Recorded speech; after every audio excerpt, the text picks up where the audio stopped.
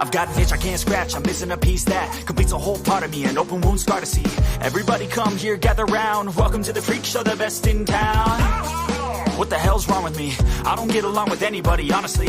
I've been living in my own head constantly, thoughts jumbled round, think I need a new lobotomy. Wait, all these thoughts are too negative. I don't wanna get lost in the sedative. Gotta show them what I got, I'm competitive. You know I'm about to go off, I won't let them win. I'll take a stab, I wanna chase a bag. I want a way I can change all the things I lack. I gotta face the facts, I got a taste in that. Got me obsessed with the rest, I got an itch to scratch. Going now, I'll give up everything. Daunting thought, if I could see my dreams, I'll make things right.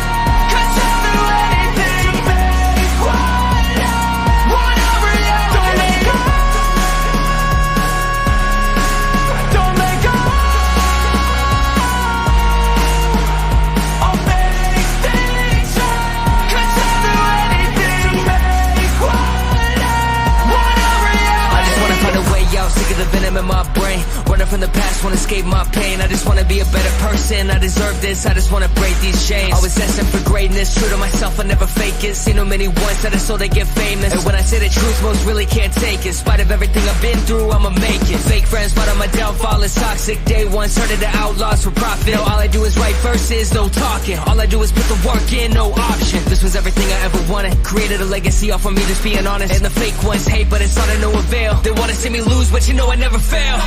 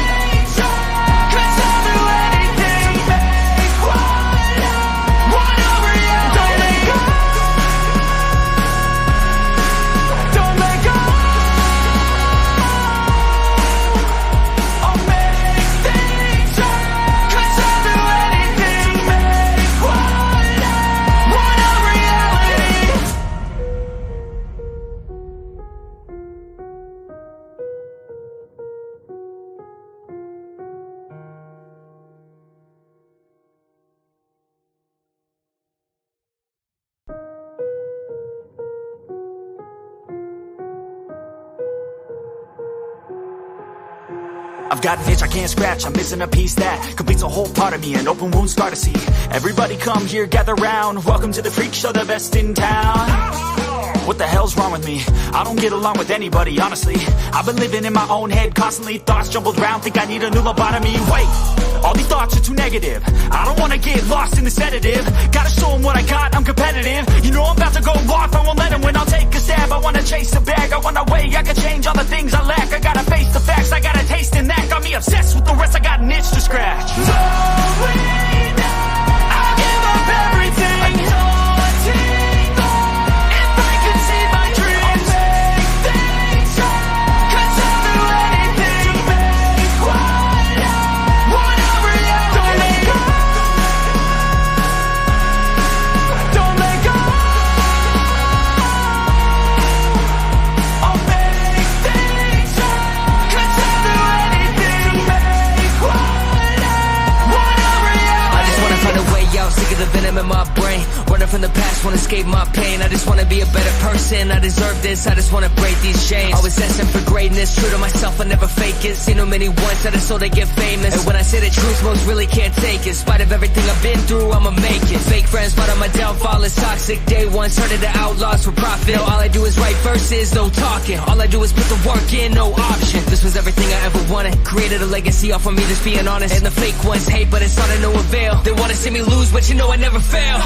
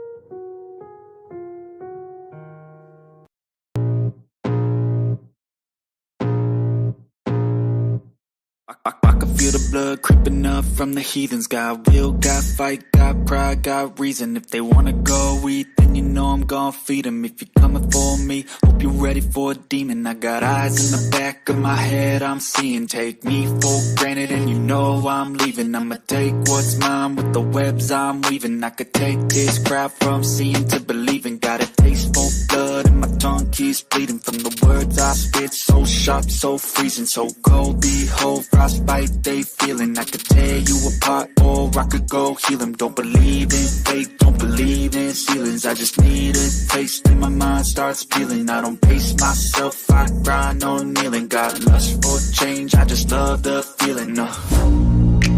I ain't gonna give up. Got too little time, I'ma live up. Head down, push forward through the tough times. Cause anything worth doing is a tough climb. And I ain't gonna give up. Got too little time, I'ma live up. Head down, push forward through the tough times. Cause anything worth doing is a tough climb. Cause I'ma live life for the fight, yeah, I'm here to get it. I got drive, got sight, always have a vision. I go by at night, I be in my feelings. I'ma be fine, need time, and I'll soon be winning. I live life for the fight, yeah, I'm here to get it. I got drive, got sight, always have a vision. I go by at night, I be in my feelings. I'ma be fine, need time, and I'll soon be winning. I can feel the blood creeping up from the heathens. Got will, got fight, got pride, got reason. If they wanna go eat, then you know I'm gon' feed them. If you're coming for me, hope you're ready for a demon. I can feel the blood creeping up from the heathens. Got will, got fight, got pride, got reason. If they wanna go eat, then you know I'm gon' feed them. If you're coming for me, hope you're ready for a demon.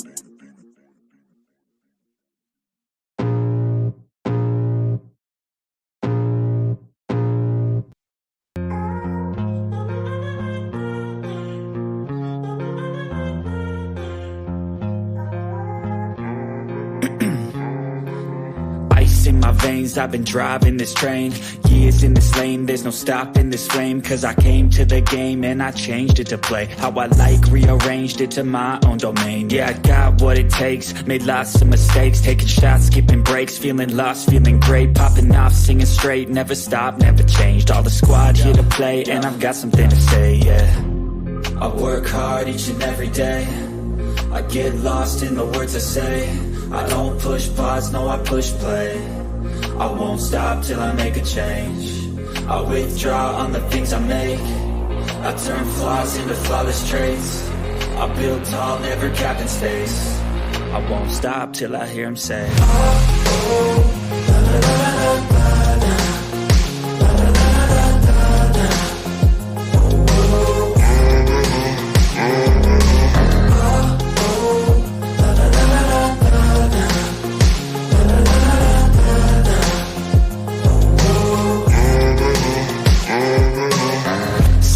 Man, I'm up again. I got tired eyes, need a cup of blend. That's right, in the AM, that's my only friend. No light, just the sun coming up on the horizon. I lose track of time, yeah, I move fast and climb a new class divine, yeah, true passion shines. And I'm through passing time, I choose stacking dimes. You snooze half the time while I move passing by. I work hard each and every day. I get lost in the words I say. I don't push pause, no I push play. I won't stop till I make a change. I withdraw on the things I make. I turn flaws into flawless traits. I build tall, never capped in space. I won't stop till I hear him say, oh, oh, la, la, la, la, la, la.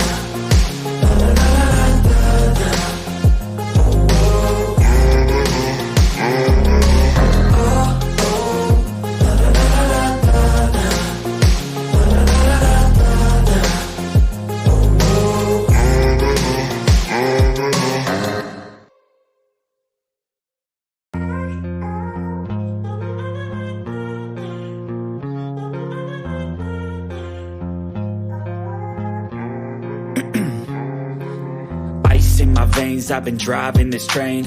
Years in this lane, there's no stopping this flame. Cause I came to the game and I changed it to play how I like, rearranged it to my own domain. Yeah, I got what it takes, made lots of mistakes. Taking shots, skipping breaks, feeling lost, feeling great. Popping off, singing straight, never stopped, never changed. All the squad here to play and I've got something to say, yeah. I work hard each and every day. I get lost in the words I say. I don't push pause, no, I push play. Yes, good people, big up to all of you. I appreciate you all finding the time to join the first ever edition of the Chelsea Check-In Show. An amazing plan. This has been in the works for a while now. The Blue Alliance show will still come back. The daily update show will still come back, but I think I can handle this one alone while I wait to recruit people who would help me make the workload easy on me. But more importantly, welcome to the first ever edition of the Chelsea Check-In Show. I hope you're all doing well. As such, we're not going to use any of the interests, our own interests. That's because none is aligned with the show itself. It's more of a roundup show, but a very unique approach. Again, as we go on, we will tweak things to make it even better. But that's, by the way, today we're going to talk about Kendry Paez, responsive from his country's FA, and also we'll talk about the injury crisis, which this is why the title reads Chelsea's walking wounded Lavia, Nkunku, Fofana, injury recoveries and return dates. I know a lot of Chelsea fans will be asking quite a lot of questions given the situation that we've found ourselves in. First, lately, there's nothing, we've talked about this for 1,000 years now, and it's difficult to even tell why that's the case. We've averaged at least 8 players or 7 players per game since the start of the new season. But that's, by the way, I'm going to catch up with what we have in the chat because this is not going to be a long one. I'd like to keep it as short as possible. To say hello to those of you there, we keep it interactive there here, and no matter the show, that never changes. And big up to DJ for finding the time to join me on the panel. Big up to you too, Richard Money because he says, big up legends in the house. So sorry, I cannot be part of this. Understandable. And he says, after my meeting, I will tell you everything that I have been told. Everyone, hit the like button and also do subscribe to the channel if you haven't. We're 12 minutes into the show. We have 8 likes in total. Beef up the likes, people. Let's get the likes up. Finally, support our women. Yep, good luck to them as they take on Ajax at home. I think they beat Ajax away in the first leg by 2-0. I think that's correct me if I'm wrong. And it's a live. Yep. We'll talk about that in a bit. Keep dropping the likes on the stream, people. The likes do go along. We appreciate you all finding the time to join the show this particular morning. Let's see what else we have here. And DJ is in the house. Finding the time to join the show this particular. It's still new. It's noon, not morning anymore. Big up one and all. Yep, everyone in the chat. Hope everyone is keeping well. Remember, people, to hit the like button and also do subscribe to the channel if you haven't. Let's get the likes up. Good day to you too, June. I appreciate you finding the time to join the show. Let us know when Google approves your ability to stream, to go live, so that we can walk and stop. DJ, let's see what else we have here. Just responding to Namaya and Mabas 05, my Iraqi bro. I appreciate you finding the time to join the show this particular afternoon.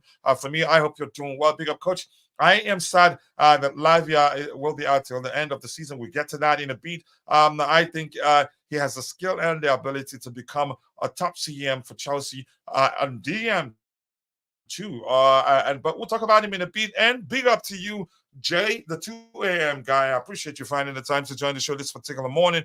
I do hope you're doing well. I cannot thank you enough for always finding the time to join in and support your bro whenever time allows. Can you please put on air? Why do you have to beg for it? Okay, there you go. You have it. Big up, DJ, and I appreciate you for finding the time to join me. I know it's evening for you, probably around 7 p.m. or I think or 6 p.m. I'm not sure what time is it there. But big up to you. Thank you so much for finding the time to join. Big up, Chico. It's always a pleasure to be on the stream here with you, as always. It's about 7:35 p.m. here, bro. Sorry if I'm sounding a bit bunged up. Sorry, I'm bunged up today. I've got a really bad cold, so I'll try. What do you call it? Yeah, I know how that feels. Sorry to hear that. I don't deal with cold very well too. Hopefully you get better, but I still I'll be praying for you, brother. So the first item we have lined up here, and Mabasia is saying, thank you, DJ and Coachella. And Mafawala saying, if Lavia sent post, the problem is Porch or the medical staff. We'll get to that in a bit. I'm not going to start blaming anybody. We will get into it. The first item here is on Kendry Paez. Last week, there was a video circulating showing him partying in the United States with his teammates or friends, if that's the language you prefer. For me, nothing. That was nothing to me, except for the fact that he's still underage. He's still 16 and shouldn't be seen. Should not be seen in a nightclub, especially where you can say throwing money and all that. If he's 18, then I don't care. I just realized, even though I said before, let him have some fun. But at 16, I think in the United States, that's an issue. And chances are that it's not going to end like that. I think if they're still in the United States, there's a chance that those that he came with will be arrested and questioned why they went to a club, a strict club with an underage player, a person, the individual, not even a player. They don't care whether you're a player or not. So that's an issue. Keep dropping the likes on the stream, people. The likes do go a long way. Sack the entire medical staff. Here's Stin. But be careful. Do not use more than 3 emojis. And be careful. Do not type in all caps until you become a moderator. Otherwise, Nightbot will time you out. Yeah. GJ, let's talk about Kendry Paez, that situation. But I think before we do that, I want to read the follow-up comment, a report by Matt Law, which says Chelsea's teenage wonder kid Kendry Paez is expected to avoid any serious punishment after being taken to a New York strip club by senior members of the Ecuador squad before the team's defeat to Italy. Wow. And that's where it's an issue. They partied, and then next they lost to Italy, and they took him to a strip club in New York. He's still 16, so that's an issue. I still think if they're still in the United States, all of them, the senior members of the club, I think chances are they'd get arrested and questioned with regards to why they took an underage person to a nightclub, especially if he had drinks on that day. I think that will most definitely be an issue. I'm not well acquainted with the New York law with regards to how they treat minor cases with regards to minors like Kendry Paez. So, yeah, let's see what happens there. Keep dropping the likes on the stream, people. The likes to go along with 34 people watching, but only 9 following the show on YouTube. If you're following the show on on X, formerly known as Twitter, please, you're better off joining us on YouTube, where you get a chance to win $50 every month. If that is only if you're a student.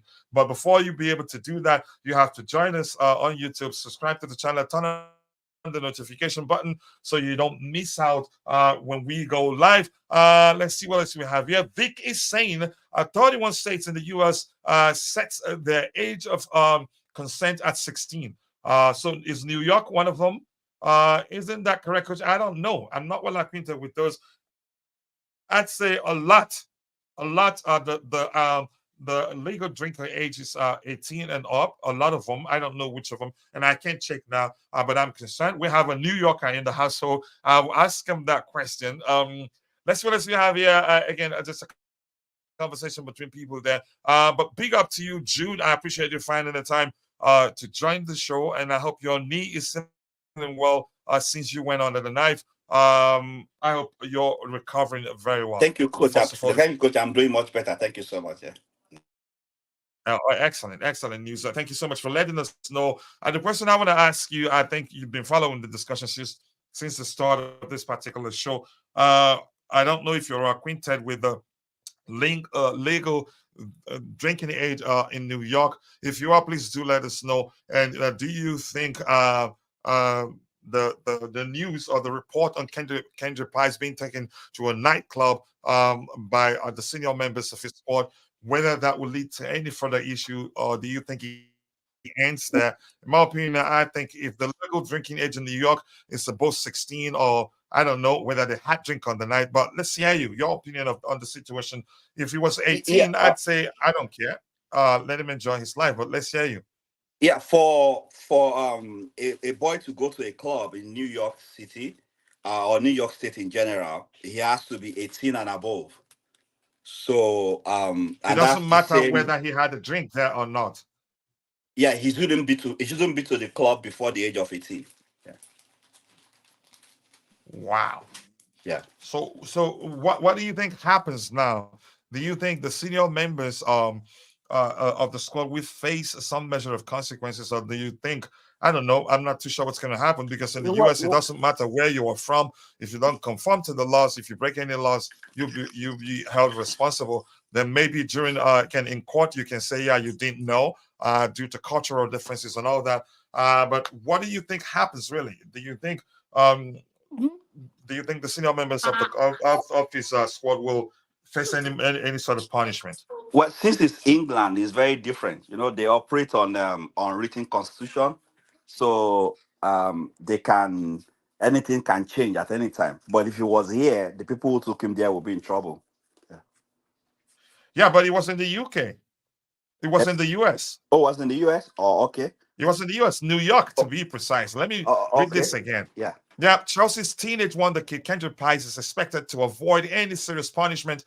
That's from his country's FA, not the US. Okay. After being taken to a New York strip club by senior members of the Ecuador squad before the team's defeat to Italy. So I'm guessing this is from the perspective of the Ecuador's FA, or football governing body, not from the New York State or the United States, because as I've said, from what I know, I'm not a legal expert by any stretch of imagination, but I'm just saying from what I know, in the US, I think chances are that the senior members of the squad will face some questioning, maybe. Let me just leave it at that. And that it doesn't matter where you are from, as long as you are in the United States. I think before you even get your visa, there are some questions that, well, you can say highlight the importance of you conforming to the laws of the United States. And if you don't, you get into trouble. Maybe in the court of law, you'd argue that you didn't know due to cultural differences and all that. If they don't live here and they've gone back to where they came from, yeah, they might not really face anything much apart from them having a visa ban or cancellation of visa, something like that. Yeah. All right, DJ, let's hear you. Do you have anything to add to that? Again, if he was 18, I'd say the same thing I said a few days ago, that it doesn't matter anyway. He's 18, he's a human being, he's allowed to enjoy himself whenever time allows. And DJ, I just felt like we should hear from a New Yorker first. And he's told us the case that in New York, you have to be of legal drinking age, which is 18 and above, even to get into the clubs. Yeah, but let's hear you. Yeah, what can I say, Kachil, on that one? He's young, he's 6, like you said. He should be able to do as he pleases. However, it is before a game, a football match, and they've obviously gone and obviously they've lost that game, and it won't look good on look good on the players that actually took him there at the time. So, yeah, it's one of those situations where you just say it's just going to be one of those that probably gets slipped under the radar, gets forgotten about. The players get a tough talking to by the coach, and by if the police want to get involved and find the club, whatever it might be, I don't know, or find the players or whatever it might be. Other than that, I don't think it'll be anything else other than that. But like you said, he's only 16. He's not his fault that he was there. They obviously took him, and I guess that's his argument, isn't it? To say, oh well, they took me and I just went along. So the problem would be mainly with the senior members of the team that took him inside the squad, and 100%, I think that those will most definitely face some questions, either by Ecuador's FA, but hopefully not the United States, because that would compound issues for them. But go ahead, DJ, if you were still speaking, let me go ahead and catch up with what we have in the chat. No, bro, you go catch up. It's cool. All right, thank you. And yeah, if you really sound the code is holding you down, and like you, I don't deal with codes easily. Sorry to hear that, bro. And I'll be praying for you. Hopefully you get well. We've addressed that. We've addressed this also. In the US, what time is it? It depends. It differs for the area. Let's see. Big up to you too, Keishon. I appreciate you finding the time to join the first edition of the Chelsea Check-In Show. I appreciate you. I hope you're doing well, my New York bro there. we need to assess our medical staff. We'll get to that in a bit. Chelsea Ultra, good morning to you too. I hope you're doing well. I appreciate you finding the time to join the show this particular afternoon for me. That's the next item we have lined up, people. Let's go. Let's look at the next item here. Let's look at how many players we have out injured. And if we get done addressing all the items we have lined up, we'll look at talk about the players that trained today. Chelsea's list, we have Wesley Fofana, crucial ligament injury. He will be back in early April. And given what we're going through right now, or the report that the staff they weren't patient with Romeo Lavia. You could say they brought him. You can say they facilitated his return earlier than supposed, or prematurely, for lack of a better language there. That resulted to him suffering another setback. That's 3 times in about 3 months right now. Romeo Lavia, muscle injury, out for the rest of the season. Rhys James, hamstring injury, late April. Again, if we don't need him, don't rush him back. We don't want a situation where we bring a player back into the fold prematurely, and then hear that they've suffered a setback. Malo Gusto doubtful, and I'm sure he'd play because he was picked for training. Levi Colwell a few days. Let's look at Chico a few days. Christopher Nkunku, early April 2024.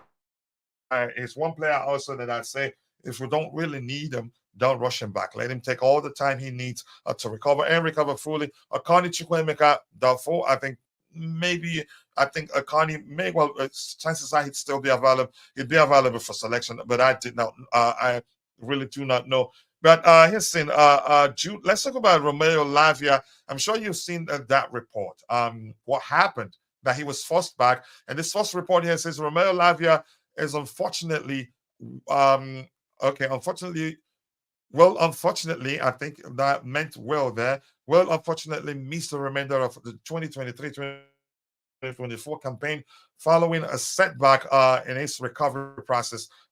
Recent medical assessments have confirmed that Romeo Lavia sustained a significant thigh injury against Crystal Palace back in December, will not feature again this season. And the argument by some quarters of the fan base, or some ex-Junos or Twitter Junos, is that his return was premature. That's because we didn't have again enough numbers in the midfield area at the time, so they wanted to see if they could cope with it and then join the fold. And then it turns out they made a big mistake at the time.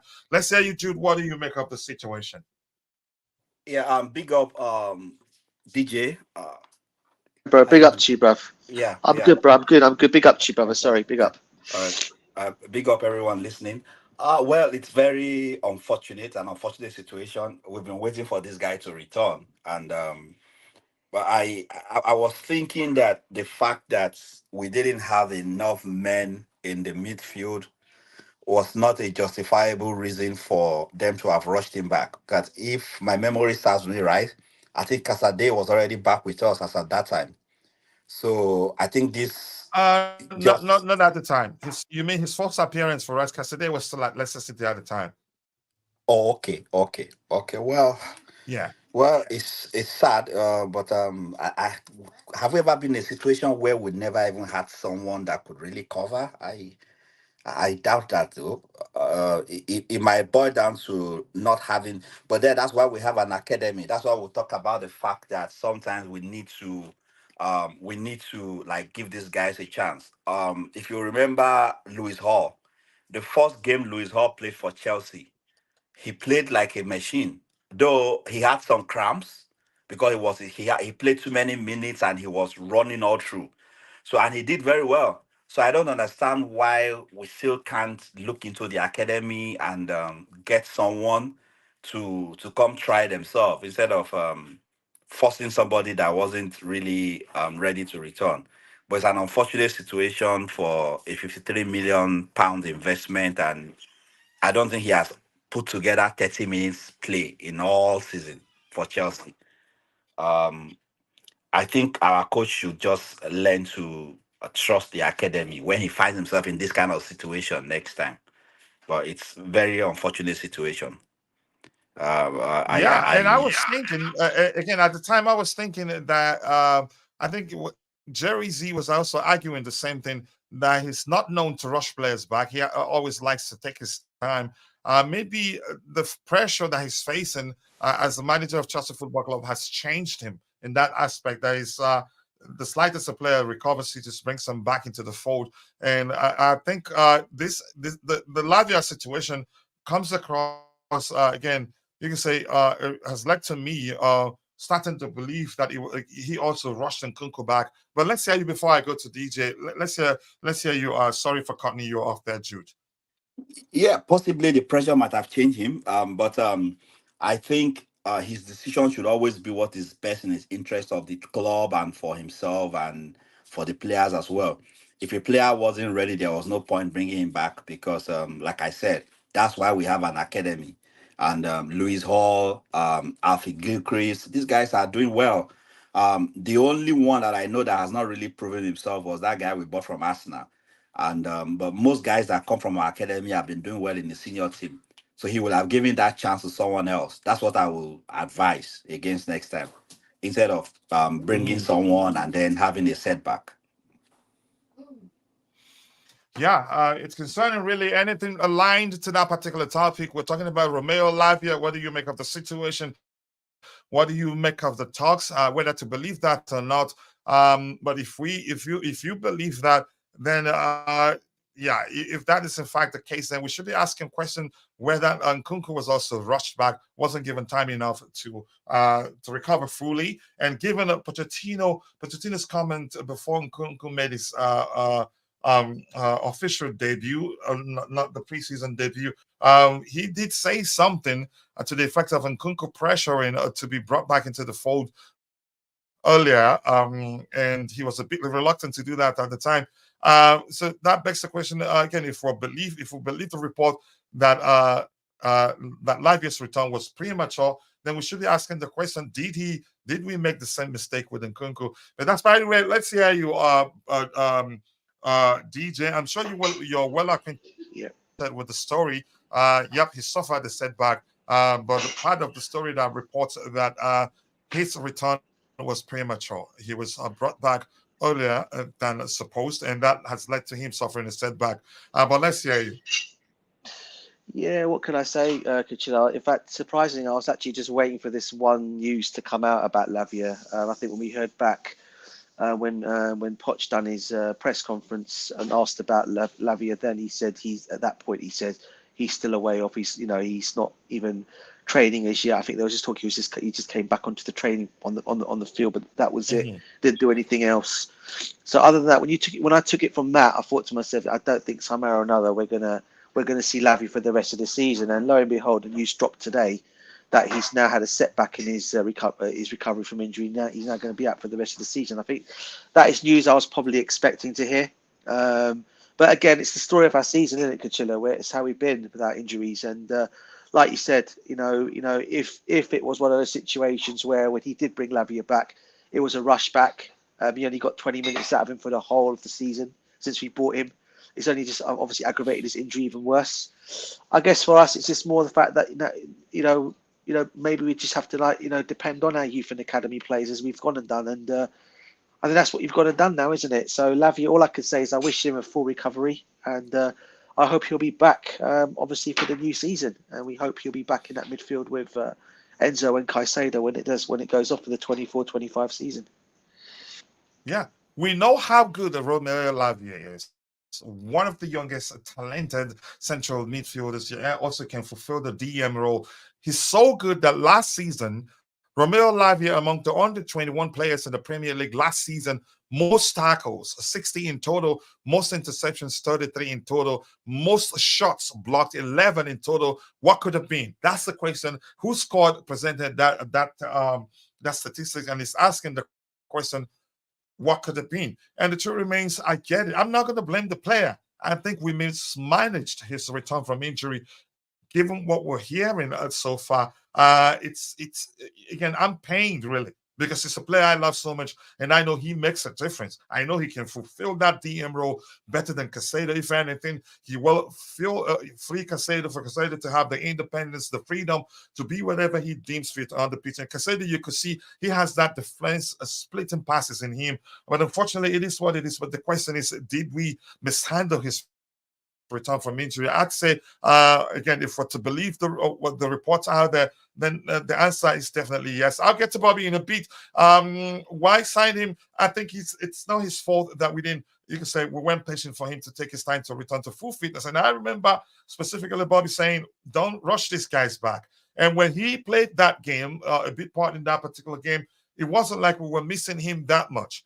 And then Nkunku, when he returned, it wasn't like we were missing him that much too. Then Poch has to be, again, let's see what else we have here. Omari Hutchinson, yep, we'll talk about him. But right now we're talking about Romeo Lavia. Omari Hutchinson will be the perfect right winger for us next season, or maybe loan him. I think he will get a chance during preseason to prove that he's capable of playing for Chelsea Football Club.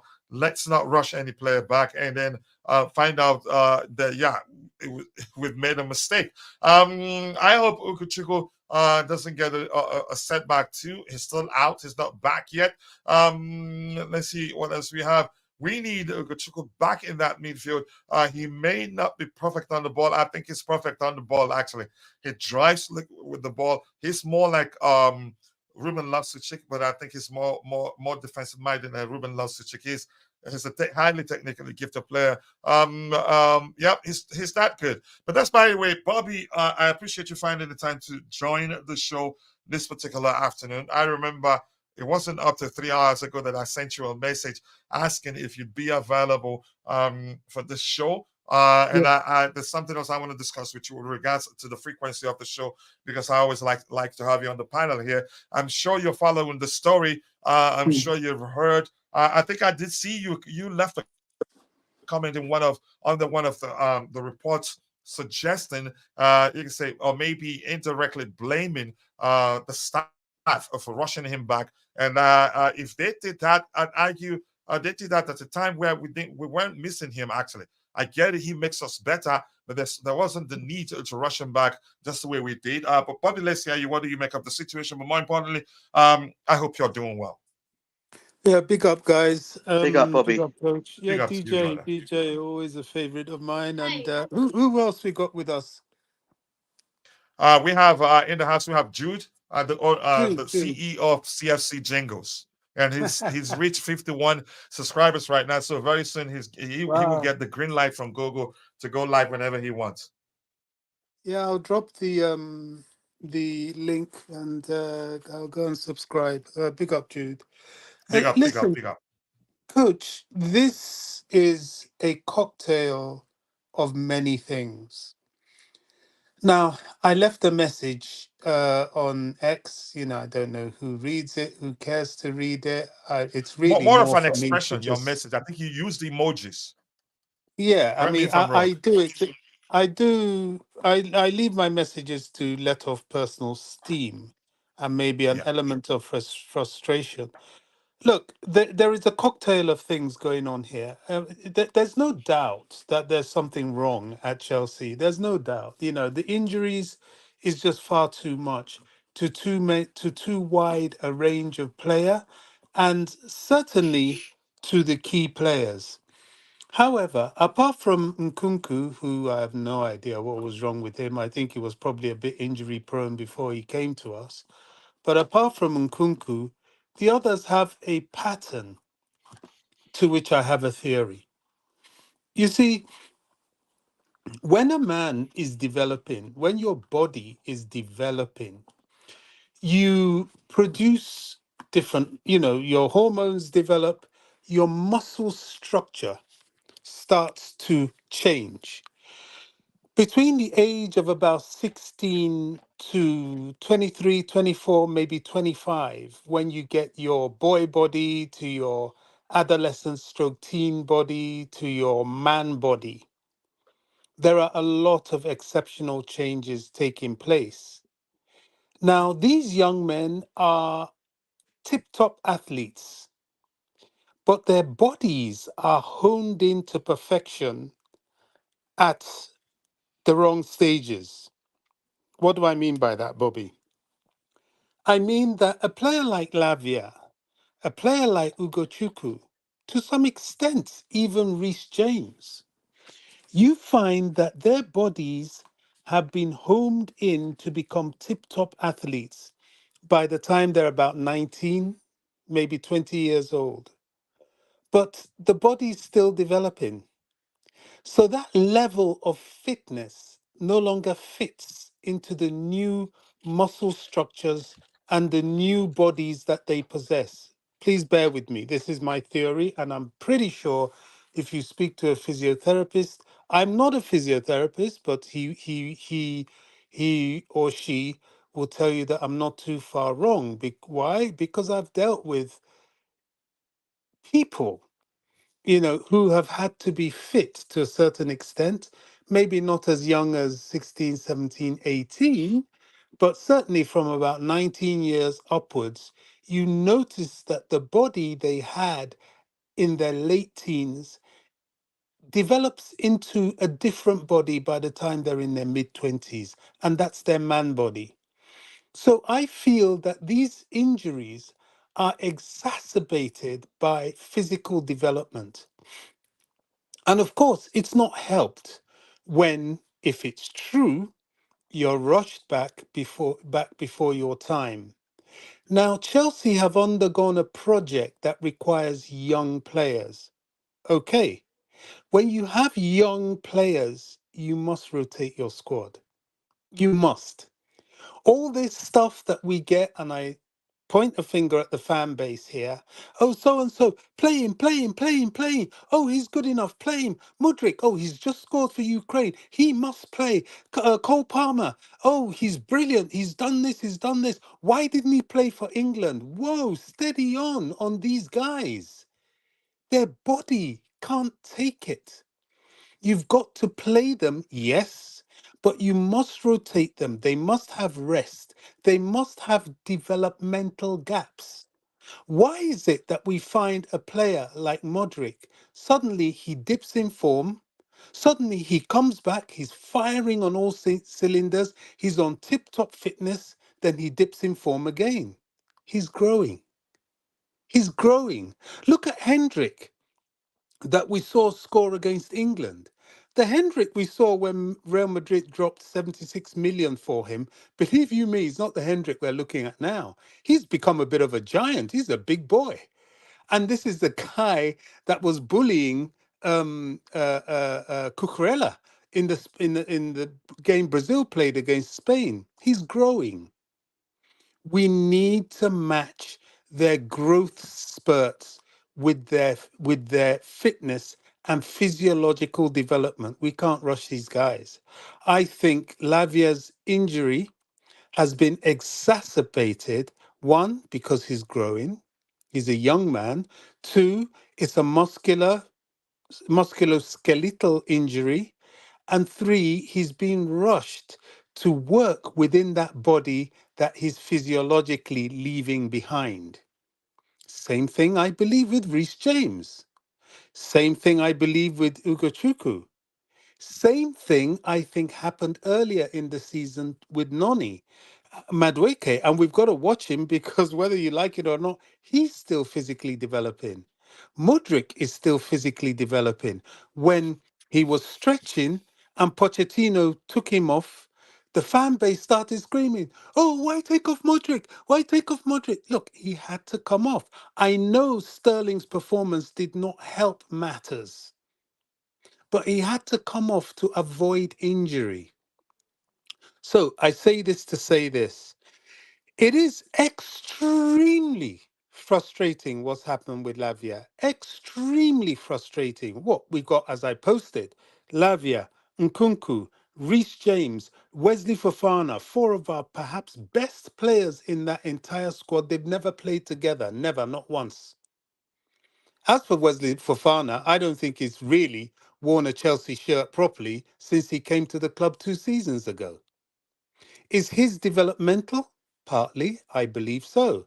He's also a growing young man. He's still very young too. Yeah, he's also a growing young man. Is his exacerbated by a certain level of maybe physical weakness? Possibly. But I think that is also possibly due to the fact that his muscle and bone density is developing. He's going from boy body to man body. And hence all this physiological tasking of that evolving body is making it break down. What's the solution? Time and rotation. We can't flog these players. You don't get a 19, 20, 21-year-old, a player in his developmental stage, and start playing him 2 times, 3 times, 4 times a week, game after game after game after. He's going to break down, just like Reece James did. Thank God we've seen that somehow along the line, Gallagher came back shortly after some of his growth spurts had finished. A lot of his growth spurts had taken place while he was on loan. And of course, his body wasn't getting flogged. So he's come back to Chelsea. He's climbed certain spurts of his growth. He's now more or less fully in his man body. And look at the player we have in terms of his availability. We have to take time with these guys. We've got to have a fully padded out squad to be able to rotate these guys. Well, we're not going to see Lavia till next season. I don't think we'll see Fofana as well till next season. Probably Nkunku, his problem, well, I don't know what that is. I think he came to Chelsea with it. Reece James, the same thing. Reece James is now going into his man body. Now he's got to learn to live with it as a tip-top athlete. And I think that's part of their problem. Call it the Bobby theory if you want, but I'm pretty sure I'm not too far off. We've got a young squad, young people, young bodies, growing bodies, athletes' bodies, and this is what happens unless you keep them well and truly rotated. There is a skill in developing a team with such youngsters. And you know what? As bad as he is, as mentally weak as I think he is, one thing I can't take away from Poch is that I think he knows how to handle youngsters. And I think he's probably the best person for Chelsea at this point in time. Now, Rob, that's what I have to say about it. Yeah, before I bring on Roger, I'm going to kind of give those in the chat the microphone and then look at Romeo Lavia's injury record, and that of was Christopher Nkunku, the French international. And we have 51 people watching, 21 on YouTube. Only only 21 on YouTube. The rest on X. If you're following the show on X, you know what to do. We've talked about that 1,000 times through that. And Shefard Chandomba, I like your name, especially your first name. I appreciate you finding the time to join the show this particular afternoon and evening for some people, morning to some others. Again, if this is your first time here, we appreciate you. Fill out home, express yourself. Your opinion matters here. All we ask of you is to keep it civil. Let's see anything else. Yeah, announcement. One, press your screen for about a second to see like and comment options. 2, swipe up to go full screen. And on Roger, our 10 Nightbot says, just a perspective, Roger is on the 10-year contract, so he's not going anywhere. Love, more importantly, contract driven mainly again his love for Chelsea and his love to talk about Chelsea and nothing else. Roger is on a 1,000-year contract for Chelsea perspective. Okay, coach, do you think Sterling will perform? I will highlight this. We'll come back to that later. So looking at Romeo Lavia's injury record, he spent 55 days on the sideline for Southampton when he had a hamstring injury. That's 22, 23, 20, 23, 24. That record isn't complete. But at Chelsea 23-24 ankle injury, he spent 56 days. Games missed, 10 games in total. And then he had fitness issues that led to him spending 35 days. Again, he missed 35 days and missed 5 games in total. And then he suffered hamstring injury from December. All those things has dates, specific dates from December 28, 2023 to June 30th, 2024, 185 days. Hamstring injury, 28 days. So I think that's accommodated. They've added the one, which says he's going to be out till the end of the season. It is concerning. But one thing I've learned over time since following this game, it is very common with young players like Bobby elaborated on, Coach, with please, important if I could just add, I'm so sorry. That is usually the case with young players. But go ahead, Bobby, before we bring in, I just want to add one quick thing. This is what happened to Ruben Loftus-Cheek, what we can call boy-to-man body -injuries. And this is what's happening right now to Armando Broja, boy-to-man body with a big injury that has disrupted the whole process. It's a physiological thing amongst others. Sorry, I just had to throw that in. All right, quickly before I go to Roger and Mabas, that Roger in the Roger in command you're trying doesn't exist. We're still creating a lot of commands. It depends on what people do most of the time. So we're paying attention to that, taking records and creating commands so that there's an automated response in place for anything people say there. I think we have a good potential in the squad. I agree with you. The only issue is the final thought. We lack the right techniques. We've not been clinical in front of goal. And had we been clinical in front of goal, would be at least in the top 7. Let me just leave it at that. I haven't done the calculation again, and I don't like throwing numbers at people from my wazoo. But that's, by the way, Roger, I appreciate you finding the time to join the show. I hope you've been well. I hope your absence is that you've been busy. You know, whenever we ask of people here, we mean that a lot. But nice to have you on the panel. I don't know if you're well acquainted with Romeo Lavia's story and the part of the reports that suggests that his return was premature. And again, it just doesn't make sense because at the time that he made his official debut for Chelsea, we weren't lacking numbers in that department. We weren't struggling. I'm not too sure. I could be wrong, but let's hear you. What do you make of the situation, Roger? Well, gentlemen, how is everyone? Gracias. Hey, good evening, Roger. Always a pleasure. Seriously, listen, I have to concur with everything Bobby's pretty much stated. Shocking, I know. Of course. But I think one other thing that maybe Bobby may have forgotten to state was genetics play a part in this also. There are players in different sports that can have an elongated, successful career and not pick up an injury. There's a lot of luck involved in that, don't get me wrong, especially if it's a contact or full contact sport. But also there are some people that are predisposed to recovering well or not actually sustaining an injury, while someone of the same kind of physical build would sustain it. So genetics is a part of that, and lady luck, let's be honest, and everything else that Bobby has stated. I think all those factors, I think, come into play.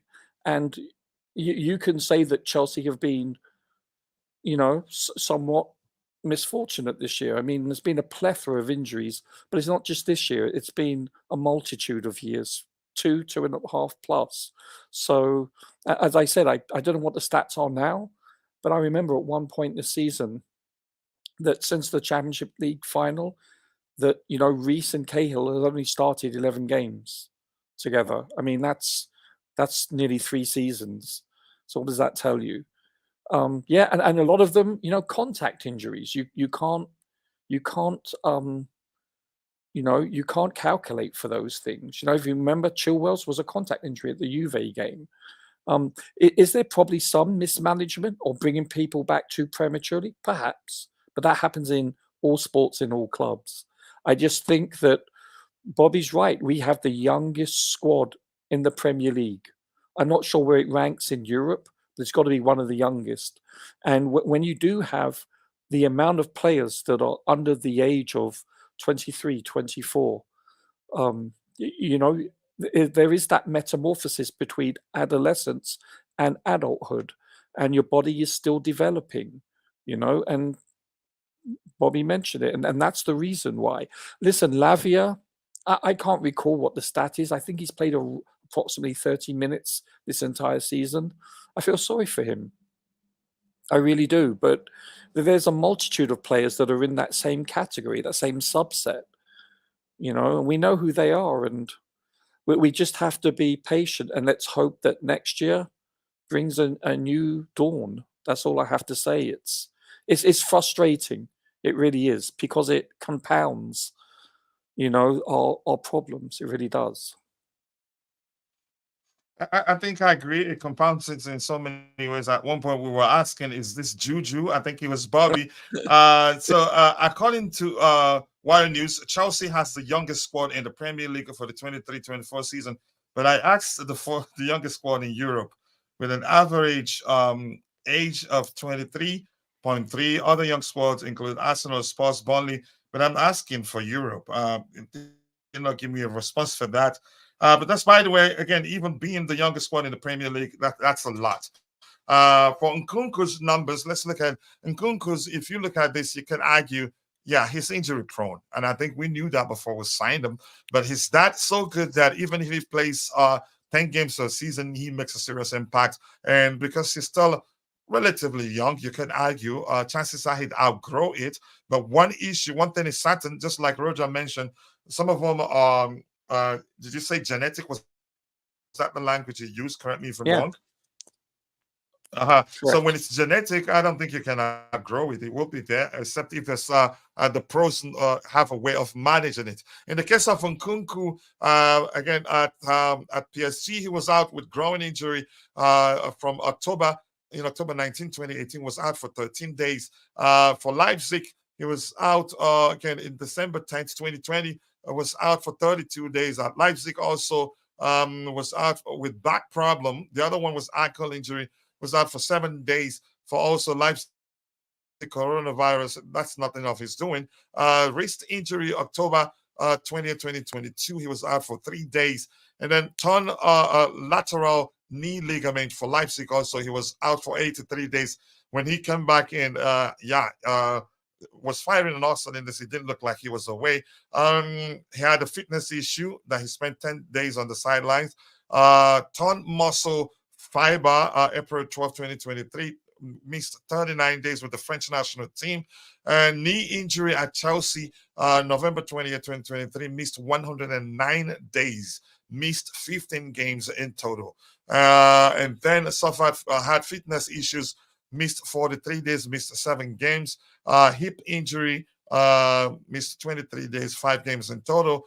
Unknown injury, the latest one, he's been out for 30 days and it's missed 5 games in total. So you could argue a lot of them happened before he joined Chelsea. In this case, at the moment, it'd be correct to argue that, yeah, he was even injury prone before we signed him. A lot of people did talk about that at the time. I'm no stranger to the case of Wesley Fofana, because I was one of those preaching that we shouldn't sign him, that his record, again, injury record is concerning, because most of them, when we looked at them at the time, were chained. It was like one after the other, the same year, the same season. In some cases, I think there was one that was in the same month, actually. But that's not to say the player will never overcome that. But let's address some of the stuff we have in the chat. And if you have any questions, drop it. We'll try to address it. And I'll come back to the panelists to see if they have anything to add with regards to the injury record of these players. If you guys don't like the video, guys, Winston's trouble. We're not a big account yet, so shamefully, we'll still be begging for likes. We have 14 likes and we are 58 minutes into the show. The difference is that with the vertical format, we get a lot of views, gain a lot of subscribers, but not a lot of likes. Maybe because it's still people aren't well acquainted with how you see the like options. Just press and hold your screen for about a second. You'd see the like, comment, dislike options. Take a second to do those for us. Sincerely do appreciate you all. I cannot thank you enough for all the support. Let's see. Welcome back, Roger. Hello again. Say ¿Cómo estás? I don't know what that means, but I know it's Spanish. Chimera, big up to you too, brother. I hope you're doing well. If you want to see that response you're looking for, you do only coach out. The Nightbot will respond. Anything else here to address? Abramovich, we are you. Okay, that's probably use the Google Translator there. Let's see what else we have. Yeah, Lavia has suffered a setback. Coach, we all knew Lavia was a myth. Not we. I mean, speak for yourself. For me, the only thing I've always known is that he's an excellent player, and I've always known that of all the midfielders we have, he's the one that's capable of doing what Kovacic did for us help us play out from the back, and his ability to beat the press. He's excellent at that. Reads the game very well, and I wanted him back as soon as possible. And that is my argument here. Listen, last season, as a youngster at his age, last season I think he was still 19 at the time. I think at most 20. He Romeo Lavia among under 21 players in the Premier League last season. He was the top he was the best among the under 21 players. Most tackles, 16 in total. Most interceptions, 33 in total. Most shots blocked, 11 in total. And who scored rounded up by saying, what could have been? I haven't given up on him. I'm just not happy. And if we're to believe the reports that his return was premature, then we should be asking the question, why risk it?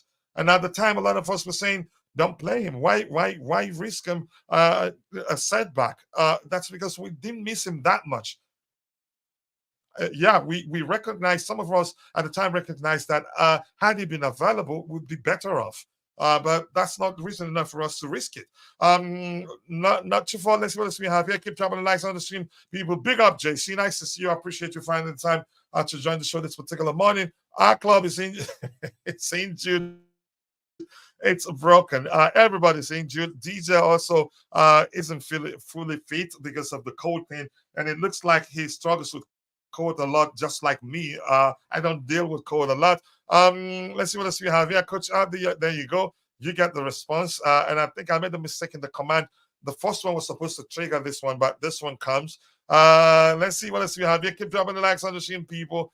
The likes do go a long way. AB, big up to you. The pattern I've seen, AB, it looks like the evening shows to some people and the afternoon shows from my end suits your availability better. But nice to see you, bro. And Geoffrey Gerald, nice to see you. Coming back to the panel, anybody else want to elaborate on data from Nkunku? I don't know. It's really not looking good until that is until he stays fit and plays for a while. And you can say stays fit and plays for a while. People will be asking a lot of questions, in my opinion. But anybody else on the panel want to add to that? And if you have any questions and you're in the chat, go ahead and drop your questions and we'll try to address it. Again, we don't have too much lined up to talk about. The next thing we have lined up is to look at the players pictures of the players that trained today. So anybody on the panel want to add to that? Hey, Coach, did you mention earlier that Reece James won't be ready to come back in late April? Is that what you said? Yeah, let me look at it. Reece James, hamstring injury, late April, it says there. Because until a week or so ago, it was late March. So why the delay of another 4 weeks? What, has he had a setback? I'm not sure why that is the case. That's from Fort Mob, but I'm sure they made an update today by adding Romeo Lavia to that list, which shows that they've updated it. And if James, again, if we're still going to come back, I think late March. Yeah, I think I remember looking at that too on Fort Mob too. It was late March. Yeah, it was late March. Correct, in my opinion. Yeah, so it was late March before. So there's been a setback, it sounds like. Or maybe they're being cautious. I don't know. Yeah, this is frustrating.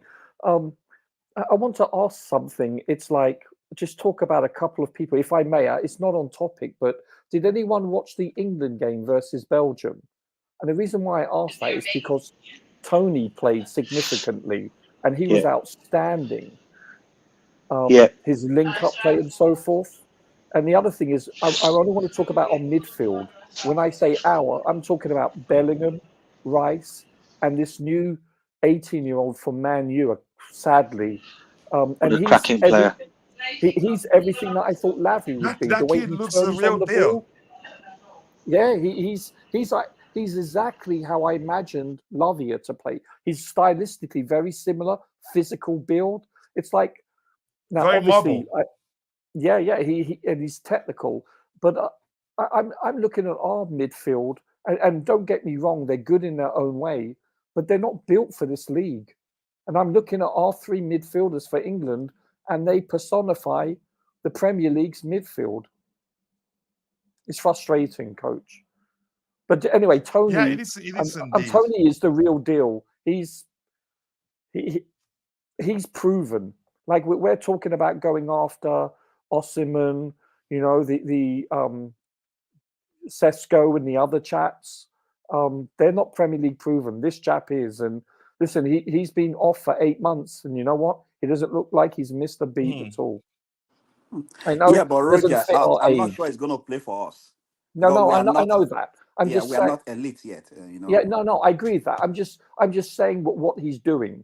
That's all I'm alluding to. Yeah, I he's fantastic. Yeah, he's a fantastic guy. Yeah, his work rate is good too. Yeah. Yes, he ticks so many boxes. Now, don't get me wrong. In the interview, he did talk and address the fact about his off-field decisions, but he said he's learned from them. Now, obviously, this is a pun, a bad pun, but it's a gamble. I get it, but you know what? I'm just looking at the person on the field and the prototypical style. I think any team that gets him, that's a top team, they're going to excel. I'm convinced of it. Yeah, but unfortunately, it doesn't look like we're interested in him. It looks like just his priority is either Gyökeres or Victor Osimhen. Most likely Gyökeres, I'd say, if we're to believe the rumors that his price has Sporting has dropped his the asking price for the player to around, is it 60 or so? I can't quite remember. What's his medical history like? Who? Gyökeres? Yeah. Let me look. I think he's good. If that is again is an issue, I think you'd be seeing a lot of Chelsea fans talk about him because we're too concerned. I think we've become paranoid actually when we're looking at players. I know I am. Yeah, I've become that too. The first thing people do is look at that player's injury record, and if it's concerned, you'd see them screaming. Let me see Gyökeres' injury record. Give me a second here. I think he's good. Yeah, which was why when we were linked with a move for what's the Newcastle number 9, I nearly started crying. I was like, please don't do that. Even though I know he's on his day, he's an excellent finisher. So no entry, just like Conor Gallagher, no entry at all, Roger. So his feet. To me.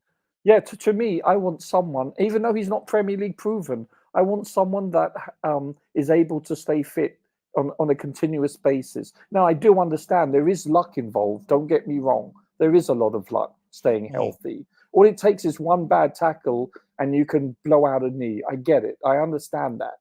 But being able to sustain a modicum of health is important. And we're buying players traditionally that have historically not being able to do so. And I think, this is just my opinion, I think it should be a factor when looking at a certain player. I really do. I mean, do we have to lose our head before we start paying attention for that? It's happened too many times that we should probably, again, the first thing, the prerequisite to come into Chelsea is that, we have to check your injury history. I mean, that should be it, in my opinion. It should be one of the things they look into. What we have in the chat. Go ahead, Roger. It should be one of the factors that our sporting directors / scouts, whoever is pulling the strings, I think they should look into that. It should be a factor in their decision-making process. It shouldn't be the only factor. Don't get me wrong, of course not.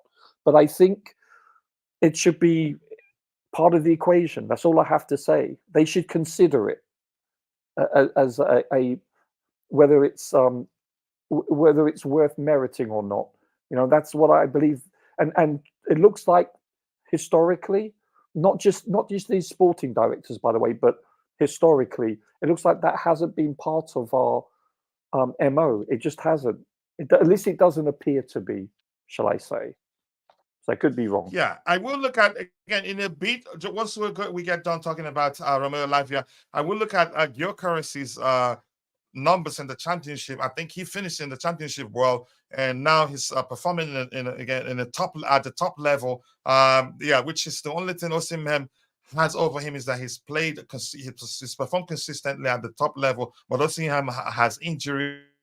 What concerning injury record, to be honest, there. But Gyökeres, you never know. There's always a risk, no matter the player you sign. But I'll come back to looking at his numbers once we read the appreciation, you could say, post from Romeo Lavia. Let's see what else we have here, Coach. Last year, the club created a recreation room. I heard. I think you were the one that raised that last year. Any idea what might be inside that room? Kendry Paez allowed to enter that room. Yeah, he's not going to go home again if that happens. But I think in his case, I'm still concerned. The chances are the adults that took him to a nightclub in New York, to be specific, and we've heard from Jude here that in New York, the legal drinking age is 16, and the legal age to be allowed into a club. No, it's not. Yeah. New York is 21. Same as California. New York is 21. The legal drinking age, 21. So 18 is even, I think, no, the way Jude said it was above 81, 20, above 20, above 18, he said. He lives in New York, so he used to come above 18. I said the legal age to go into the club is 18. Sure, but to drink is 21. Okay, and drinking age is how much? To buy a drink is 21. To buy a drink is about, to go into the club is 18. And chances are, sure. There's no way again, to say that he was at the club. Roger, thank you for correcting that. There's no way to say that they'd be at the club with strippers, and he was pictured throwing money at strippers. Then I don't think there's any chance that they'd leave there without him having a drink or some of them having a drink. I think the older players that took him there will still answer to the authorities. It depends. I'm not sure. The response it's a misdemeanor. It's misdemeanor, exactly. The response we address is just from his FA. The FA saying he's not going to face any further punishment. But from the New York authorities, I think we'd still hear more on that. If in fact, but clearly he was at the club there. If the FA, his country's FA has released a statement, he was at the club, in the nightclub there, strip club to be more specific. I don't think we've heard the last of that issue. Yep, the legal drinking age 21. Roger said. You said 21, yeah, right, Roger? Affirmative. Okay, 21 and street club 18 and above. I think. Said Jude. So I don't think we've had the last of that issue. It will still come up again. I would take Kobe Main at Chelsea. Okay, let's see what else we have here. Did anyone watch England's game? There is a clip going viral of Gallagher simply hoofing the ball forward. Other fans got a taste of Gallagher. Heston, I didn't watch that game, and I'm not into judging a player from a single game. And you know that, but I don't want to get into that really. Coach, when is Spot going to give a fitness test? I heard he is injured. Is he really? Since where everybody's injured, it's believable that the manager himself is injured. Let's see anything else. Minor, is it Minor? How do you pronounce this? It's actually good. A bright future ahead of him. But United will ruin him.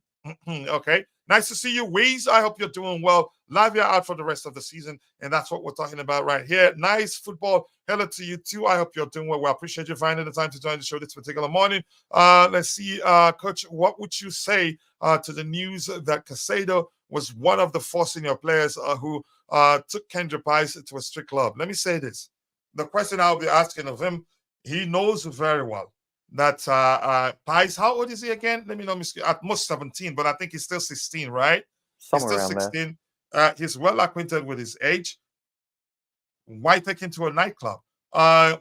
Every other senior player, in my opinion, all the senior players, in my opinion, I wouldn't let them out like that. I will ask them questions. What sort of example are you setting?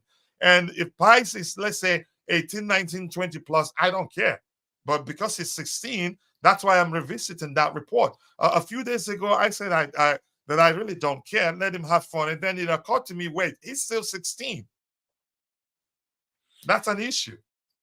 Well, you know what it is, Coach? If I have a son, yeah, go ahead. There's a really crass expression in America, and it sums it up. They're young, dumb, and full of cum. It's that simple. Yep. Boys being boys. Yeah, unfortunately.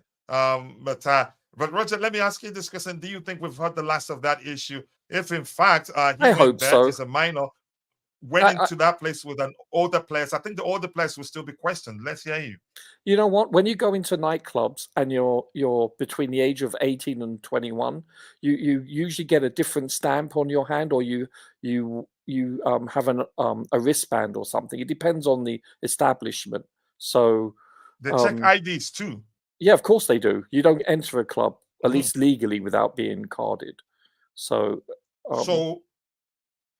listen, if if you know people and you splash the cash, everything, it's prevalent, coach. Trust me. At least it is in California. Yeah. So yeah. I know you lived in California for a while, right? I actually worked in a nightclub also. I was a DJ when I was 21. My father's best. No wonder why. Yeah, my father's best friends owned a couple of nightclubs, and I've seen you were a DJ. lot. Were you a DJ, Roger? Really? I know how to scratch to mix. Wait, Roger, you're a DJ too? Yeah, I back in the day, yeah. Nice to know that. Wow, I used to know that. I used to belong to I used to belong to a DJ pool. You know what a DJ pool is, right? Yeah. I used to get all my records 12 inches between 3 and 6 months before they were even released. Yeah. They call them the white. Isn't they called like white labels? Yeah, exactly. In fact, I've got about 6,000 or 7,000 of them. How many of them I've done, bruv? Trust me, I get that. Yeah, they're all stamped for promotional copy only, not for sale. Yeah. So Roger, now, so definitely, I don't think the club itself will be let out that easily because questions will be asked of them. How was he able to get it? So probably because of their celebrities, chances that they won't check properly. Possibly. Listen, all they have you have to prove that the person was drinking underage. I don't know about New York. I can't speculate on that, but I know in Cali, you can get in deep trouble. You can have your alcohol license suspended or taken away from you, and so most clubs don't take that risk because we're talking. You basically get shut down. So and the alcohol license costs hundreds of thousands. So this is what's going to happen.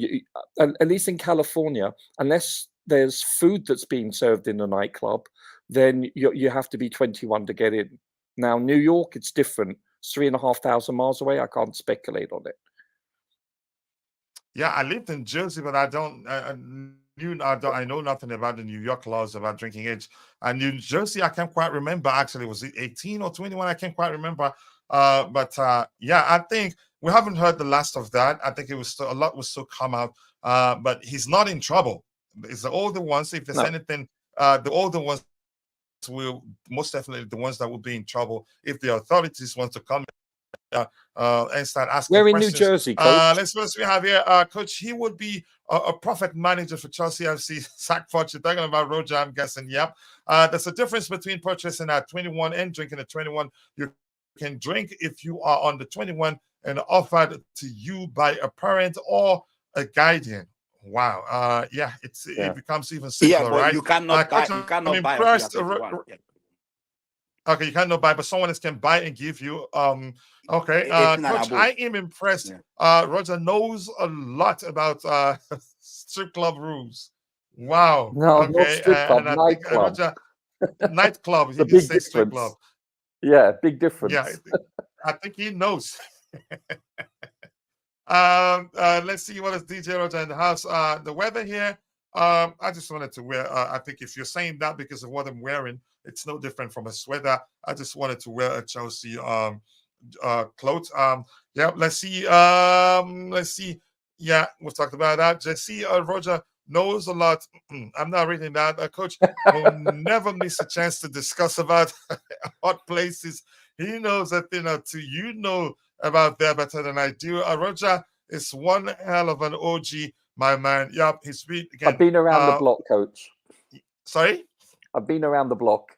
Yep, and again, experience. It's experience. Again, a lot of and he was once a goalkeeper too, and currently the chairman of the Goalkeepers Union. You know that a title conferred on him by the Chelsea Perspective community. The other ones is something. Yeah, at the younger age, again, a lot of people do a lot of stuff, and as you mature, there are things you don't do anymore. All experience, all contributes to how knowledgeable you are in those things. Do you know what it is, coach? Do you know what it is? When you're that young, it's imperative that you have people surrounding you that are good influences on you. Because, and I don't mean to be sexist here, but men do not mature mentally as fast as their female counterparts. Usually an adult male gets life when they're between 28 and 35, while their female counterparts or a lot sooner. It's just a fact of life. Young adolescents, young men, they don't really get life, and they don't understand and become fully, shall we say, responsible until they're in their late 20s. On the average, there's always exceptions, of course, but you know what I'm saying. No, there's nothing sexist about it. It is the truth. Yeah, it is the truth, and it's scientifically proven. I've heard that discussion. That's not the first time I'm hearing it, but thank you for bringing it up, Roger. It makes sense. Let's see. Coach gets too hard. This is the David Guetta. Let's see what we have here. Roger, what's your favorite David Guetta song? We're talking football here, man.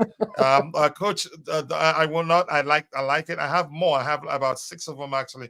Some of the one was one that Michael Ballack made me buy. Mikel, but I hardly wear them. Roger is not only a lawyer, he's also a doctor. It's all experience. You don't need to be a doctor to know some of these things, in my opinion. But that's, by the way. So Romeo Lavia wrote. He released a post saying, "Hi, Chelsea family. As you may know, and despite." As you may know, okay, let me just read. Let me not remix his words or paraphrase here. Let me read them as I see it on the screen. As you may know, and despite my countless efforts, I will be missing the remainder of the season. This has been a frustrating season for me, not being able to help my teammates. I love this squad, this badge, and being on the pitch more than anything else. I've remixed it there, even though I promised not to. Anything else, the only thing I added there. Trust that I have given my all every day to get back.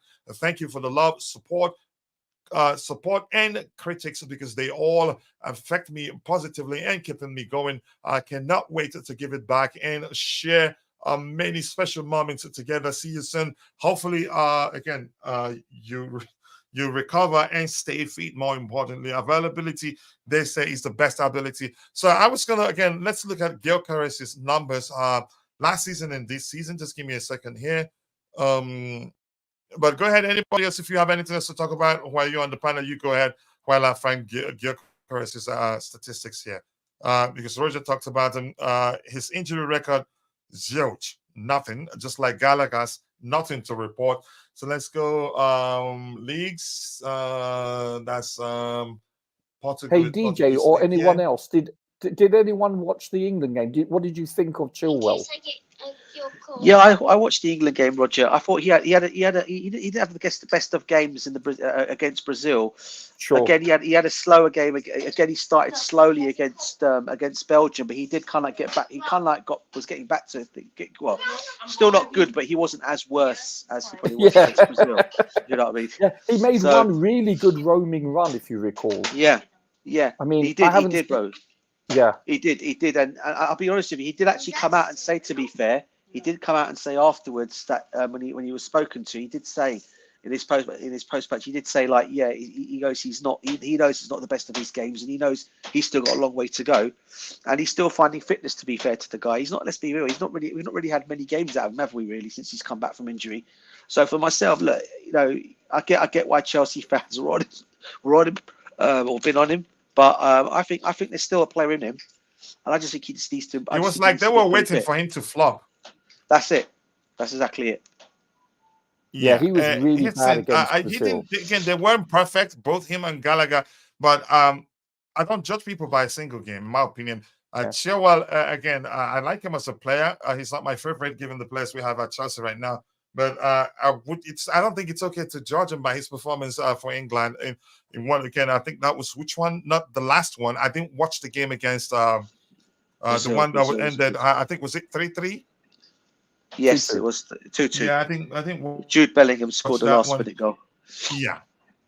So here, Coach, do you visit New York with Roger? I haven't met Roger in person. Hopefully, he talks. I think he once talked about a buffet in Vegas. So whenever he comes, I think definitely. Or if I'm traveling to Africa, I'm definitely stopping by on the UK the next time I'm traveling to Africa, and we'll most definitely see a Chelsea game. And Coach, I got some bad news for you. I got some bad news for you. I actually may be moving back to America. So sorry. I may end up seeing you. So that's bad news. That's good news. Self-deprecating humor, sir. There's no bad news there. Maybe we'll be doing live shows together. You never know. As long as, but probably you'll be too busy. Chelsea was decent against Chilwell was decent against Brazil, but far from it against Belgium. Roger, both Chilwell and Gallagher were bad. No rival fans were saying that Gallagher is our best player. Okay. What I don't understand is why didn't Palmer get a game? I don't know. I honestly do not know. Can I? Sorry? Can I pass comment? Roberto. Yes. You see, there they go again. Palmer. Yeah, go ahead. Palmer needs a rest. Gareth Southgate knows what he can do. He invited him to the England setup so that he could feel and know his part of the fold. But Assimilate. Southgate wanted to watch other players, your Madisons and this Manu. He needed to see other players, and Palmer got the rest he needed. Chilwell, well, you're not surprised he didn't play too well. In fact, I was angry that he was played back to back. Ben Chilwell doesn't play 2 games with a 3-day interval. He doesn't do that. You're inviting to aggravate his injuries, and then he has a game this weekend for Chelsea. It's too much. He should have dropped him for either or Belgium or Brazil. I agree. I don't see fans. I don't know. Fans are very fickle. We really are so. We can never seem to see the bigger picture. It's always instant gratification, and it's sad. It's a problem. Chilwell, of course, he's finding fitness, but you don't give him an injury while he's finding fitness. I don't want to see him on the pitch this weekend for Chelsea because he's played these 2 games. I'm scared for him. Let's put it that way. Palmer, thank God he's had a rest, so he can play this weekend. You have to think of it. We've just finished talking at length about rotating these youngsters because of their physical development.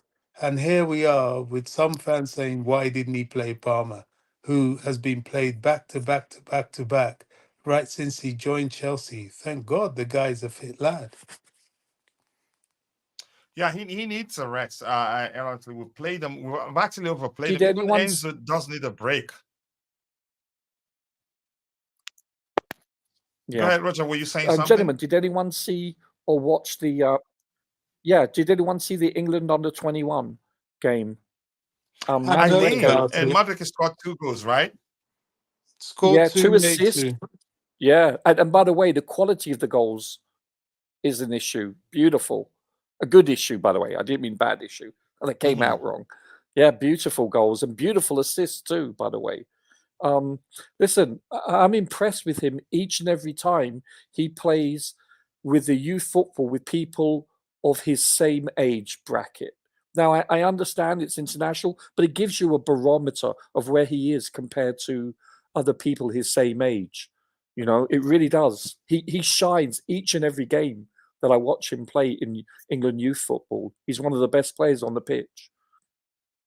Whether that translates to the Premier League, only time will tell. But I'm just giving you a heads up that he is head and shoulders above most of his peers and opponents whenever he sets foot on the pitch for youth football internationally.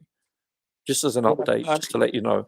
I agree. He does do very well, but we mustn't lose sight of the fact that it was against Luxembourg. So No. I mean, the 8 times European champion Luxembourg. I get it. I know, but no, I'm talking about even in the finals. He's won. I think it's a European or World Youth Championship with Palmer 2 years ago or last year, whatever it was. And I mean, it's not a one-off thing. Yeah, since 2012, I think we have like 5 silverwares for the youth of England, and that's no coincidence since St George's Park has been the under-17 tournament in India. I think they won one in France. They've won. I've been following the next generation of England senior players. I think they will be fearsome. In all honesty, and the reason why that you're seeing this metamorphosis across England and Wales is because it's actually, believe it or not, Gareth Southgate is primarily responsible, because prior to being England manager, he was the director for football development for England and Wales with St George's Park, and he set up the training standards for badges across the country for youth development from the age of 6 onwards. So, and you're seeing that because prior to, believe it or not, 2012, there was no uniformity for the standards for coaches to have badges, and that's why you're seeing now that it come to fruition. You're seeing the standards of the youth being superior. People like a Foden, for instance, etc. Yeah, that's one. Again, he's one of my favorite English players, really. Yeah, he's technical. I mean, and seriously, he's a very technical player. Yeah, he reminds me of David Silva and Bernardo Silva, obviously because of stylistically and their build, but the way he plays, they're very similar. I mean, that's a huge compliment because I consider them world class. Yeah. Yep, I agree. Thank you so much. This is saying producer Roger on the mic. Roger is a lawyer in the Chelsea respective channel. Chilwell was bad. Again, I won't lie. It was a poor performance, one of them, but I don't judge a player based on a single game. Bobby Southgate did a number of Man City, though. Both Walker and their CBs are both injured. Ooh. Okay, yeah. Roger, be careful in the US. You could. His US is his place. It's his second. Because I don't know which one he sees as the first, but one of his homes. He knows US very well, so forget about that. I don't think he needs that advice right now. Mudryk scored against Iceland to send Ukraine to the Euros, but we don't play him for Chelsea. He should be starting. And the GOAT of football, nice to see you. I appreciate you finding the time to join the show. Bobby, we are playing one game per week. These players should be fit enough. In fact, the cause of injuries can be that they are not playing regularly and enough. It can be counterproductive. I think they still play a lot of games. They travel to international games and all that. Go ahead, Roger. This is a misnomer that Chelsea fans have got into their heads. We play one game a week. It's an absolute lie. We are not playing one game a week. In fact, by the end of the season, we would have had probably about a 50-game season because we've gone nearly all the way. I mean, we've gone all the way in nearly both domestic competitions, cup competitions, and these players play internationals. But taking that away, we're playing about 2 games a week because of how far we've traveled with the domestic cups. So nobody come all this one game a week nonsense. That is an absolute lie, not true. We are overplaying some players because of the dearth in the squad created by the injuries. Yeah, Bobby, do you know when we reached the when we went into overtime, if you recalled, in the cup final, we literally played 3 1/3 matches in 6 days. Yeah, So we're playing a lot. Yeah, that's a misnomer. That's a myth. That's balderdash. We're playing more than. We're almost playing as much as if we were in Europe. The only difference is that we're not in Europe and we're playing a lot of games. So they should stop peddling that trash. It's not true. We could actually end up playing more games than Man U and Newcastle.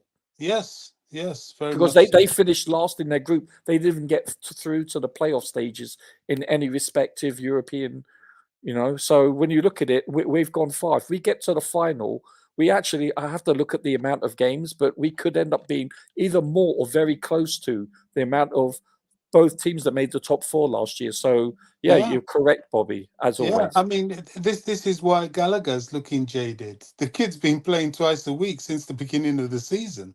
Yeah, and hard yards, by the way. Hard yards.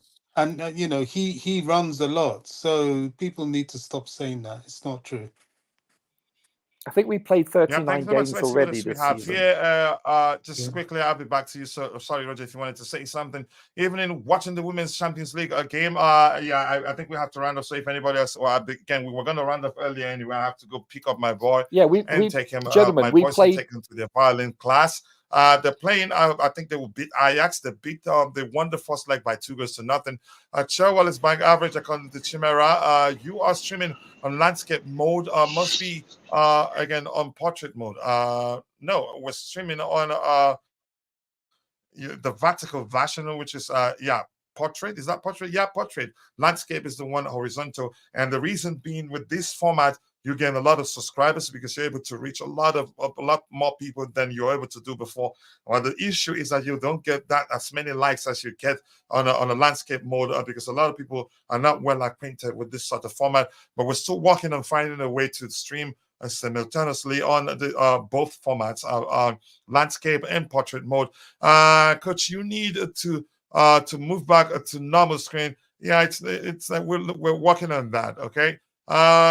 Keep dropping the likes on the stream, people. The likes to go along with Kachila. When Christensen was at Chelsea, he was a liability for us.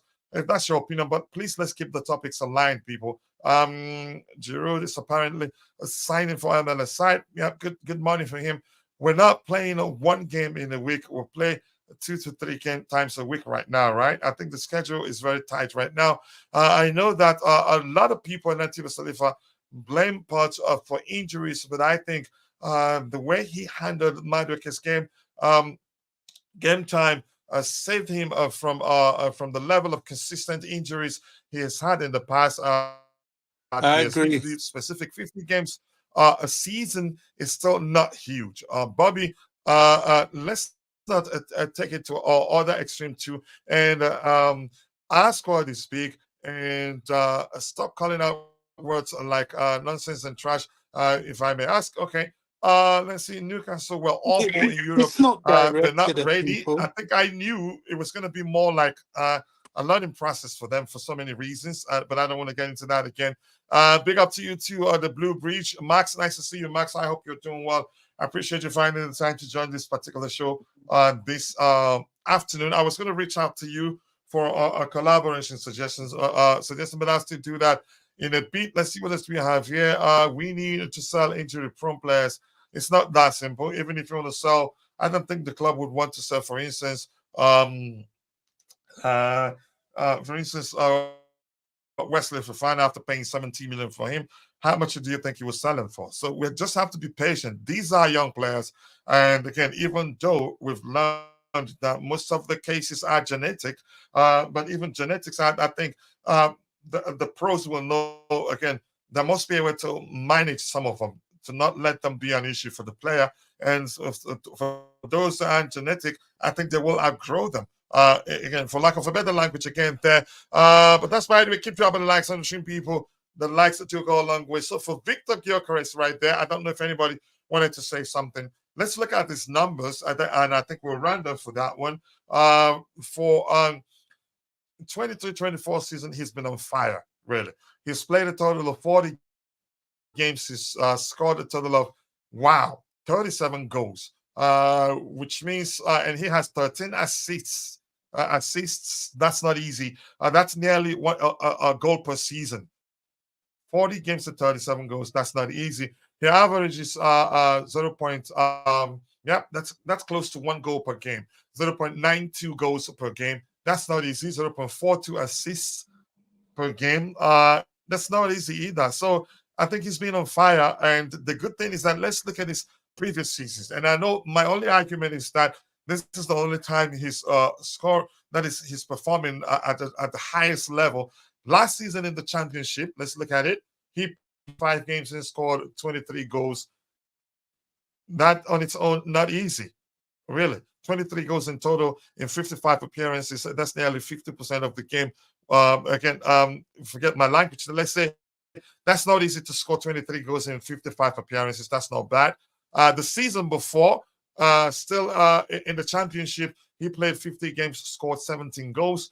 The season before, that's 2020-2021 season in the championship, also 39 goals and 39 games in total and 7 goals. So you could say he's been going from strength to strength. He's only getting better. And there's always a risk when you sign a new player. That's the thing. I get it. The argument will always, you can say, will always be that, well, he hasn't played in top flight football for like more than a single season, or he hasn't performed consistently at the highest level. Go ahead, Bobby, if you wanted to say something. Yeah, I want to ask a question in relation to Gyökeres in comparison to Osimhen. Now, I keep hearing this argument that Gyökeres played in the Championship and then he went to Portugal. You know, and he that he finished well in the hasn't. Championship, by the way. Exactly. But then I say this. Before Osimhen went to Napoli, where was he? Where was he? He In came France. from where in France. France? Lille, I think, bro. I think he was Lille. He Lille, I did think. well in France too. Is it Oh, Lille? he was with Lille. I have no idea. I don't Yeah, I know. think was You he know. Lille? Let me check again. I think he might be Lille. And a brief spell in Germany. But the Yeah, truth of the matter is that is it Hamburg? I think it was Hamburg, but he didn't play for them that much. They sent him out on loan. But go ahead with your question, Bobby. I just think, yeah, I don't know either or. You know, I can't say I'm an encyclopedia in either of these players. But what I am saying is that it's going to come down to money, and whoever may be less financially tasking, whoever may be more inclined to take the wage structure, and whoever is obviously going to be interested in the project will be the one to come to Chelsea. Now, that could well be Osimhen, but if that's Gyökeres, I think we need to give either of them that walk through those Stamford Bridge doors a chance to settle in and show us what they're up, you know, what they're capable of. I think Gyökeres has come under a little bit too much what I would call unfair criticism. You know, yes, he hasn't played in the Premier League, but then neither has Osimhen. From the face of it, it looks like Osimhen is probably the better of the two players, but you never know. You never know. A less fancied player could end up being the player that will succeed, and very often at Chelsea, that's what happens. Here's the truth, Bobby. If we're going by this season, Gyökeres has been better. This season, again, Stem is around 17 goals this season. Gyökeres has 37 goals in 40 games. That's nearly a single game per season. The only thing Osimhen has over him is experience, and that the fact he's played at the highest level for more than 3 seasons, or at least 3 seasons. Gyökeres, he's performed well. He did well in the Championship. He's grown from strength to strength, and it's becoming. It looks like there's a trajectory there, upward. It's not fluctuated for Osimhen. His hasn't also fluctuated too, except for injury, and AFCON led to him scoring a little less this season. But go ahead with what you're saying, Bobby. Yeah, I'm just saying that, you know, we can't knock it. I mean, this is one that really, really has to be at the doorstep of the sporting directors. And whoever comes, good luck to him, I say, honestly. But we should stop knocking Gyökeres. He may end up being the answer. And I mean, look at Jackson. Everybody is knocking him and knocking him. I tell you what, from what I see of Jackson, that's a player in the making. He's going to make it. I'll put my hat in the ring and say that. But you know, when he started, you know, he was a little bit flat-footed, and they all went for him. And look at him now. So I don't think we should be knocking Gyökeres or indeed Osimhen, who is also a class player. We just have to hope we get one of them. And if by some miracle we get two of them, which is highly unlikely, happy days. Yeah, I have an observation, please. Sorry. First of all, I on Gyökeres' experience from Championship. I remember when they were interviewing Poch and they told him, this guy, what's Ian Matson, was the best left back in Championship last season before they came to Premier League. He said, "Oh, Championship is different." Let me draw attention to that. That's one. Yeah, his performance in Portuguese league is fantastic. That's very good. But I'm thinking that at the long run, he might even be more expensive than Osimhen because it seems like his owners want to really make the best exploitation they can out of his sales. And then in the case of Osimhen, there has been reports that the owner of Napoli is willing to go much more below the valuation, because he realized that if he doesn't offload Osimhen at this summer, it's going to be difficult for him to get anything valuable for him, because he only had 2 years extension. So at the end of this summer, I think he's going to remain one more season. So he has to get rid of him. That's one thing. Yeah, Gyökeres is very fantastic, but the asking price alone is frightening for somebody who is very young and has a little bit of experience. But maybe hopefully Did you they're hear that able the to price has dropped? Actually, did you hear that the to price ha- has dropped? to how much? It was 80 Have they something say million. around 50 million euros, Ha- which should be around oh, if 40 it's plus million oh, pounds. that's a very good price. That's a good price. That's a good price. That's what I was Guys, expecting before. That's a good guys, price. do Yeah. you not suspect that part of these price drops, in quotation marks, have something to do with the whole PSR situation? Absolutely, sir. I had this conversation with Coach, and But I was saying, hey, look, that is even fact. They've dropped the price. yeah, I was saying, look, come the summer, all these 100 million players that we're talking about, it's not quite going to happen like that Yeah, because because nobody's gonna buy. exactly. So they've seen that and they're saying, whoa, let's just get rid of these players at a price that people are going to be able to pay. So let's watch this space. I mean, I don't know, either or, I don't know, but Osimhen's a great player, clearly. But I'm just saying that should we decide to go for Gyökeres, we may need to give him a chance. I don't know. Depends. I would take him. Yes, Roger, Bobby. My biggest problem with our interest in Gyökeres has always been the price tag. As much as I'd always argue the issue is that he hasn't performed consistently at the highest level. But in the championship, he finished well. And from the past 2 years, let me go back again and read it out. In 2020, 2021, he played 39 games and scored 7 goals in total. The following season, 21-22, he played 50 games and scored 17 goals in season, the entirety of the season. And he's been doing well. And then in the 22-23 season, he played 55 games and scored 23 games in total, 23 goals in total, and finished with 12 assists. That's not easy. And now, so the trajectory has been upward. And we did check his injury record. Zilch, nothing. Just like the same as Gallagher's. But Osimhen, the argument will always be he's performed consistently at the highest level, but he has a poor concerning injury record, which anybody will look at. And if you're being truthful to yourself, you should be concerned. So I don't care really. Again, the fact is the signing of any new player carries some measure of risk. That's the truth. I've always been concerned about the asking price for Gyökeres, not really whether he's played in the Champions League in Division 2 or whatever you want to call it. Max is saying it was Lille. Don't you remember the goal he scored against us? I think it was a headed goal in the Champions League under Frank Lampard. So, Max, thank you so much for bringing that up. Gyökeres wouldn't be a bad idea, but I still prefer Osimhen. But things but he's going to be difficult. It's going to be difficult to get them, and even Gyökeres won't be easy. And yes, then in my opinion, Osimhen actually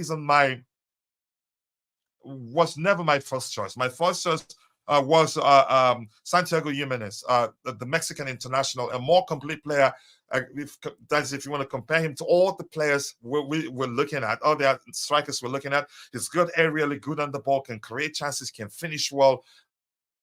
He has those things. Even if you ask me, again, at the time we heard that we're also considering Victor. We were considering the 3 Victors: Victor Osimhen, Victor Boniface, and Victor Gyökeres. If you want a more powerful player, I'd say Victor Boniface. He's a better dribbler than Osimhen, in my opinion. More of a finesse finisher than Osimhen, and he can also play on the flanks. Osimhen, if you ask me, I'd say from what I know so far from his under 17 days, I don't think he'd be as effective that he can be in the central area if you deploy him on the flanks. He's always played all his life as a traditional number 9. But what about Victor aerially? Boniface has played on the flanks and can cope without him not being again, now us now channeling all our goal scoring opportunities through him whenever we get to the final third, because he can drop deep. Coach, why do you want to take him to the flanks and do when it? Go ahead. Why do you want to take him to the flanks when we have more than enough guys to handle the flanks? We have Mudryk. I am considering the manager's approach. I'm considering the manager's approach. The same argument I made when we were pushing to sign Romelu Lukaku. I suspected it was going to be an issue. And during my video with Have Hope, I asked him the question, how about the fact that Tuchel is not known to use traditional number 9? Yeah, but Osimhen is different from Lukaku. Very good, because he has good work rate than Lukaku. Not Osimhen, the other guy. Victor, what's his name? Boniface. Yeah, what's he like aerially? Not as good as Osimhen aerially too. He's okay, but not as good as Osimhen. Yeah, Osimhen is better aerially, but Boniface can be good aerially too. Go ahead, Jude. You were asking a question. No, I was just saying that Lukaku is different from Osimhen in terms of work rate. Osimhen can contribute more to a team than Lukaku. I know he's a central number 9, but he can still contribute more than Lukaku if you watch his game very well. But then I think about the flanks, we have more than enough material for the flanks. Even the bench for the flanks. But you know the manager's approach. The manager's not about you staying on the flanks and staying there. And we've heard that during the last 2 transfer windows. We've always, again, I think we've heard it from Fabrizio Romano. We've heard from some of the Junos that we interact with on Twitter have said that he wants a player that's capable of playing across all 3 positions in the front area. That's a giveaway. But knowing Pochettino, I didn't need to hear that before knowing he's more into players that are capable of going to the flanks, being effective, centrally being effective. I didn't even need to hear that before time. But go ahead with what you were saying. Yeah, if you listen to the acting Super Eagles of Nigerian coach, Finidi George said why he deployed, he played another 2 strikers against Ghana. And he was saying that they realized that having Osimhen as the lone striker in the Cup of Nations, they learned from that error. He said Osimhen has to always drop to help the team, which he did that a lot, meaning he was not just at the middle. Then he said that contributed to one of the reasons why Osimhen couldn't score enough goals. You understand? So what I think is we have enough people that can help him. Palmer can operate anywhere in midfield, on the flank. Same thing with Mudryk. Same thing with Sterling and Madueke. You understand? So I'm thinking we shouldn't even think of overburdening our number 9. Let his focus be getting us goal. That's what I think, though. Because when we think about giving number 9 too much task, it will deprive him more opportunity to score goals. Okay. And that's one of the things why Jackson gets in trouble too. Yeah. Yeah, beyond my argument, in Osimhen, that I've known him since his under 17 days, and majority again since I've known him, I think he's played mainly as a traditional number 9.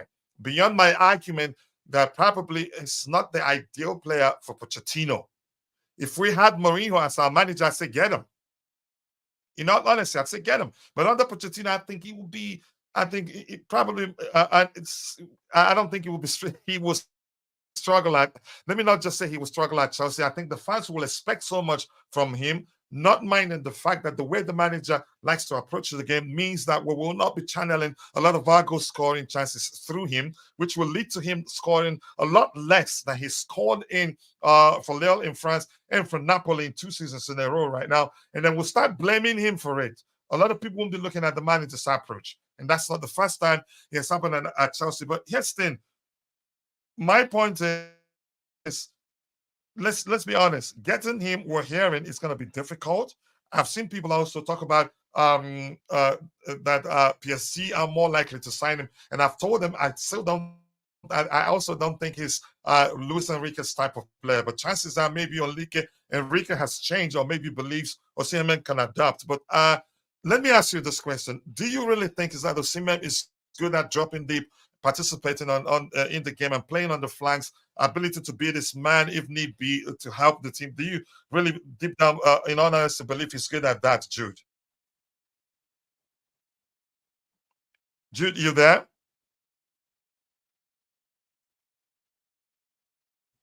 Okay, it looks like he's struggling with his audio system. Bobby, you wanted to add something? All right.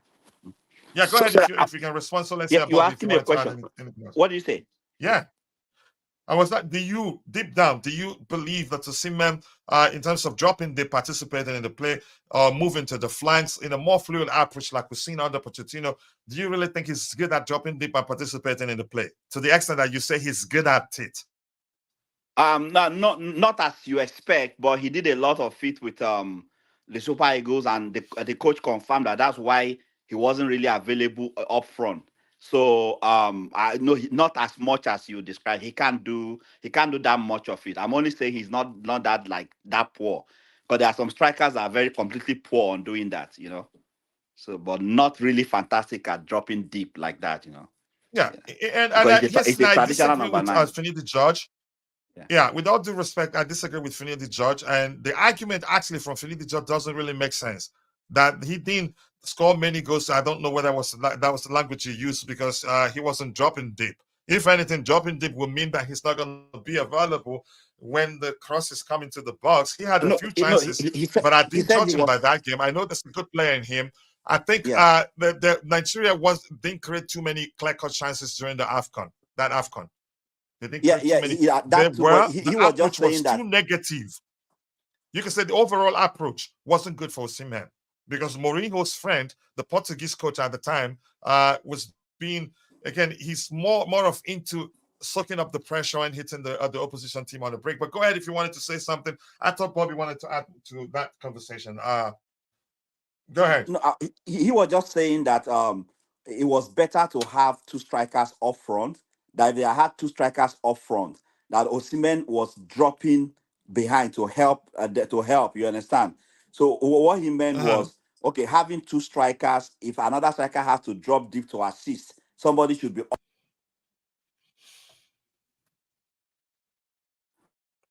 Hey, there, Jude. It looks like your audio is breaking up. Yeah, go ahead. It's better now. Go ahead.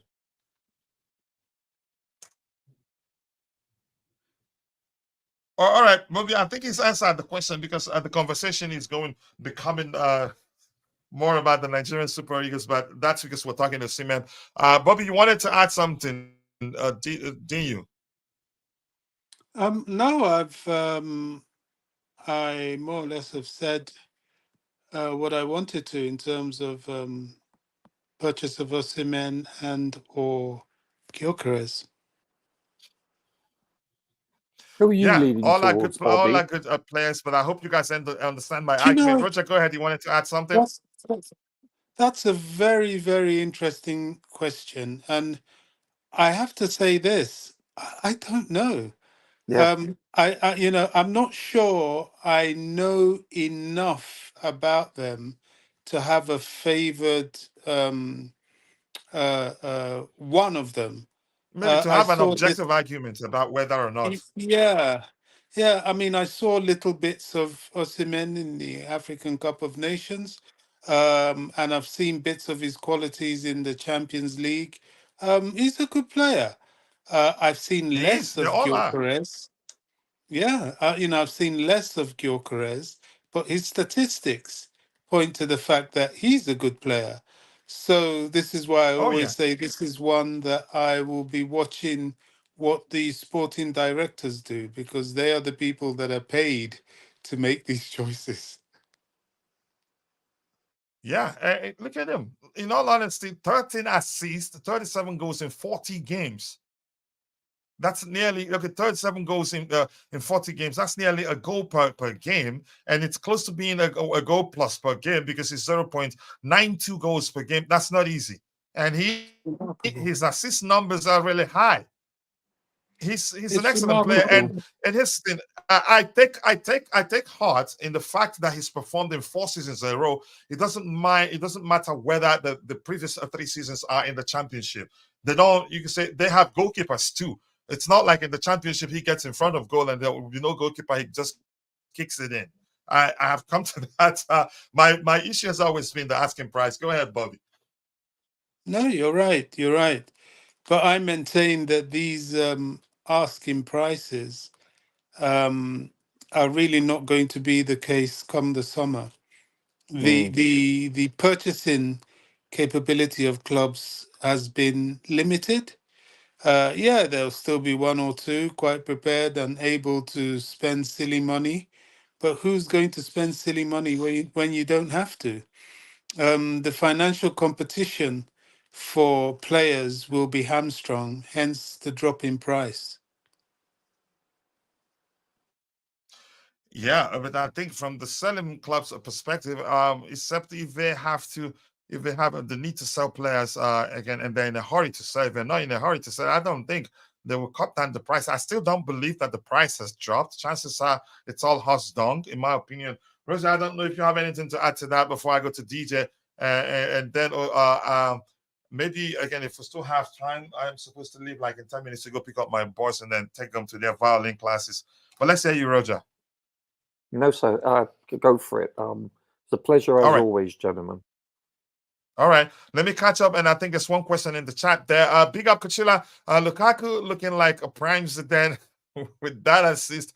Might make sense to use all the assets available to us. Do I think that happens? Lukaku comes back to Chelsea? I don't think it will happen. Even he doesn't want to come back to Chelsea.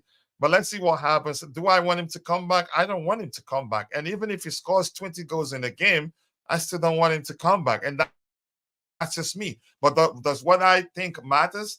No. The owners, if they think if they bring him back, that he's going to help us, they will do it. But I think there's a lot more to him coming back than just his goal scoring ability. He's earning quite a lot, and it doesn't help us to keep him on the books. Even though he's taking a pay cut, I think it's still a lot.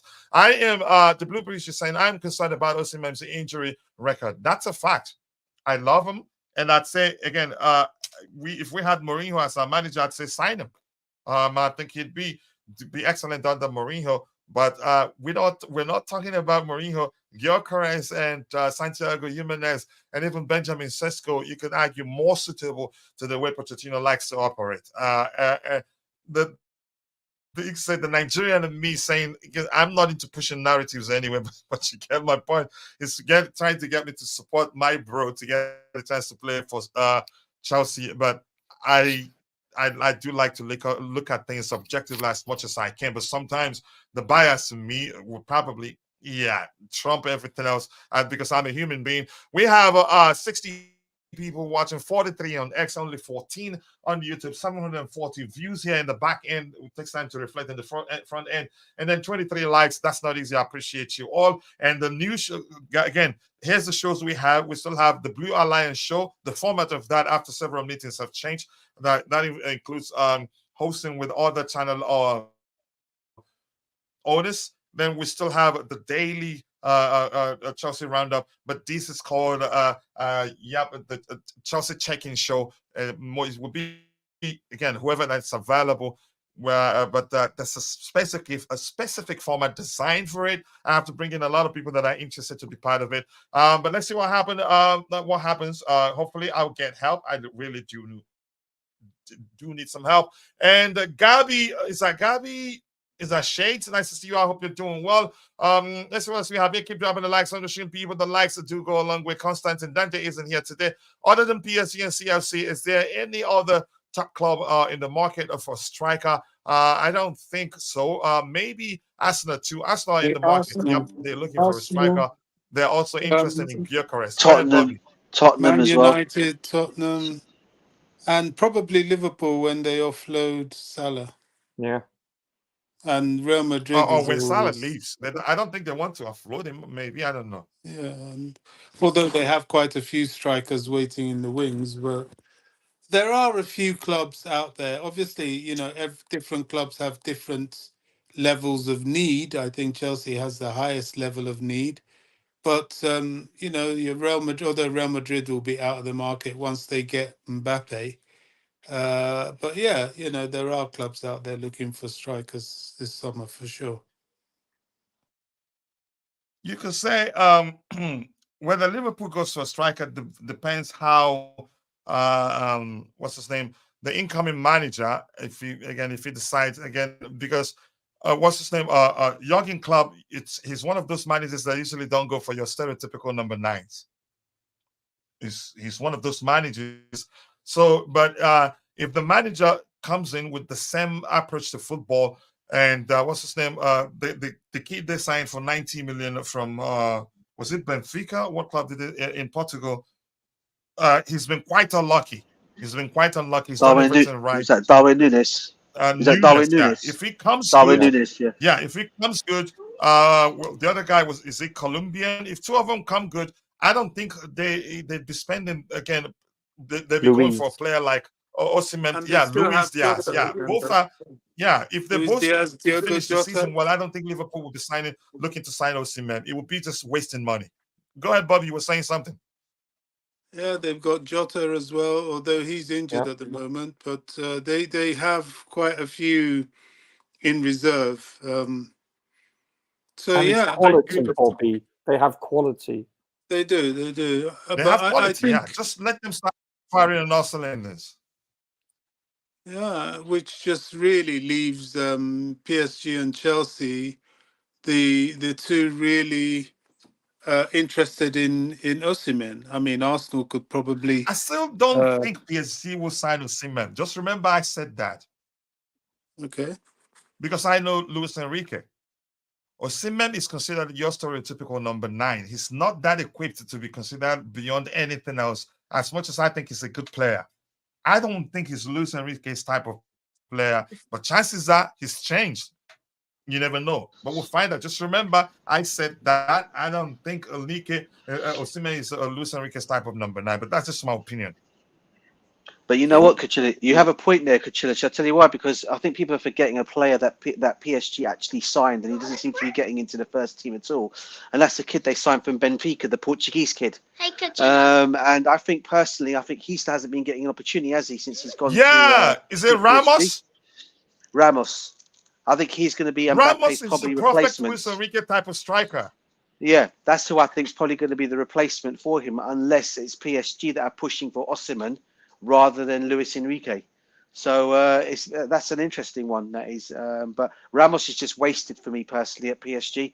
He could have gone to any other club and got into a first team and played as a first team striker they signed in any club in the Premiership. Moani qualifies as a number 9. Yeah, Moani's another one. That's the other one. Another one being mentioned. And this other kid they've sent out on loan as well, who was supposed to be the next Mbappe.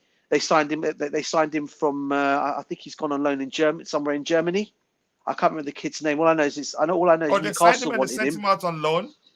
Yeah, Newcastle wanted him. Is it Hugo? I can't get his name. The remaining of his name. He was a young French player, and he was supposed to be the next Mbappe, but they sent him out on loan as well. So he's still to come back.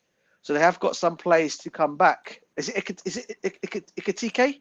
Is it Hugo Ekitike? The young French kid who they signed. That's the kid. That's the one. They signed him. Do you know the one, guys? Yeah, I think I know who you're talking about. And just to add to what you're saying, DJ, this is probably why the Osimhen price may start to go down, because the clubs that really could come for him don't have that level of desperation for him. So guess where we're making a mistake, Robbie? Saudis are interested.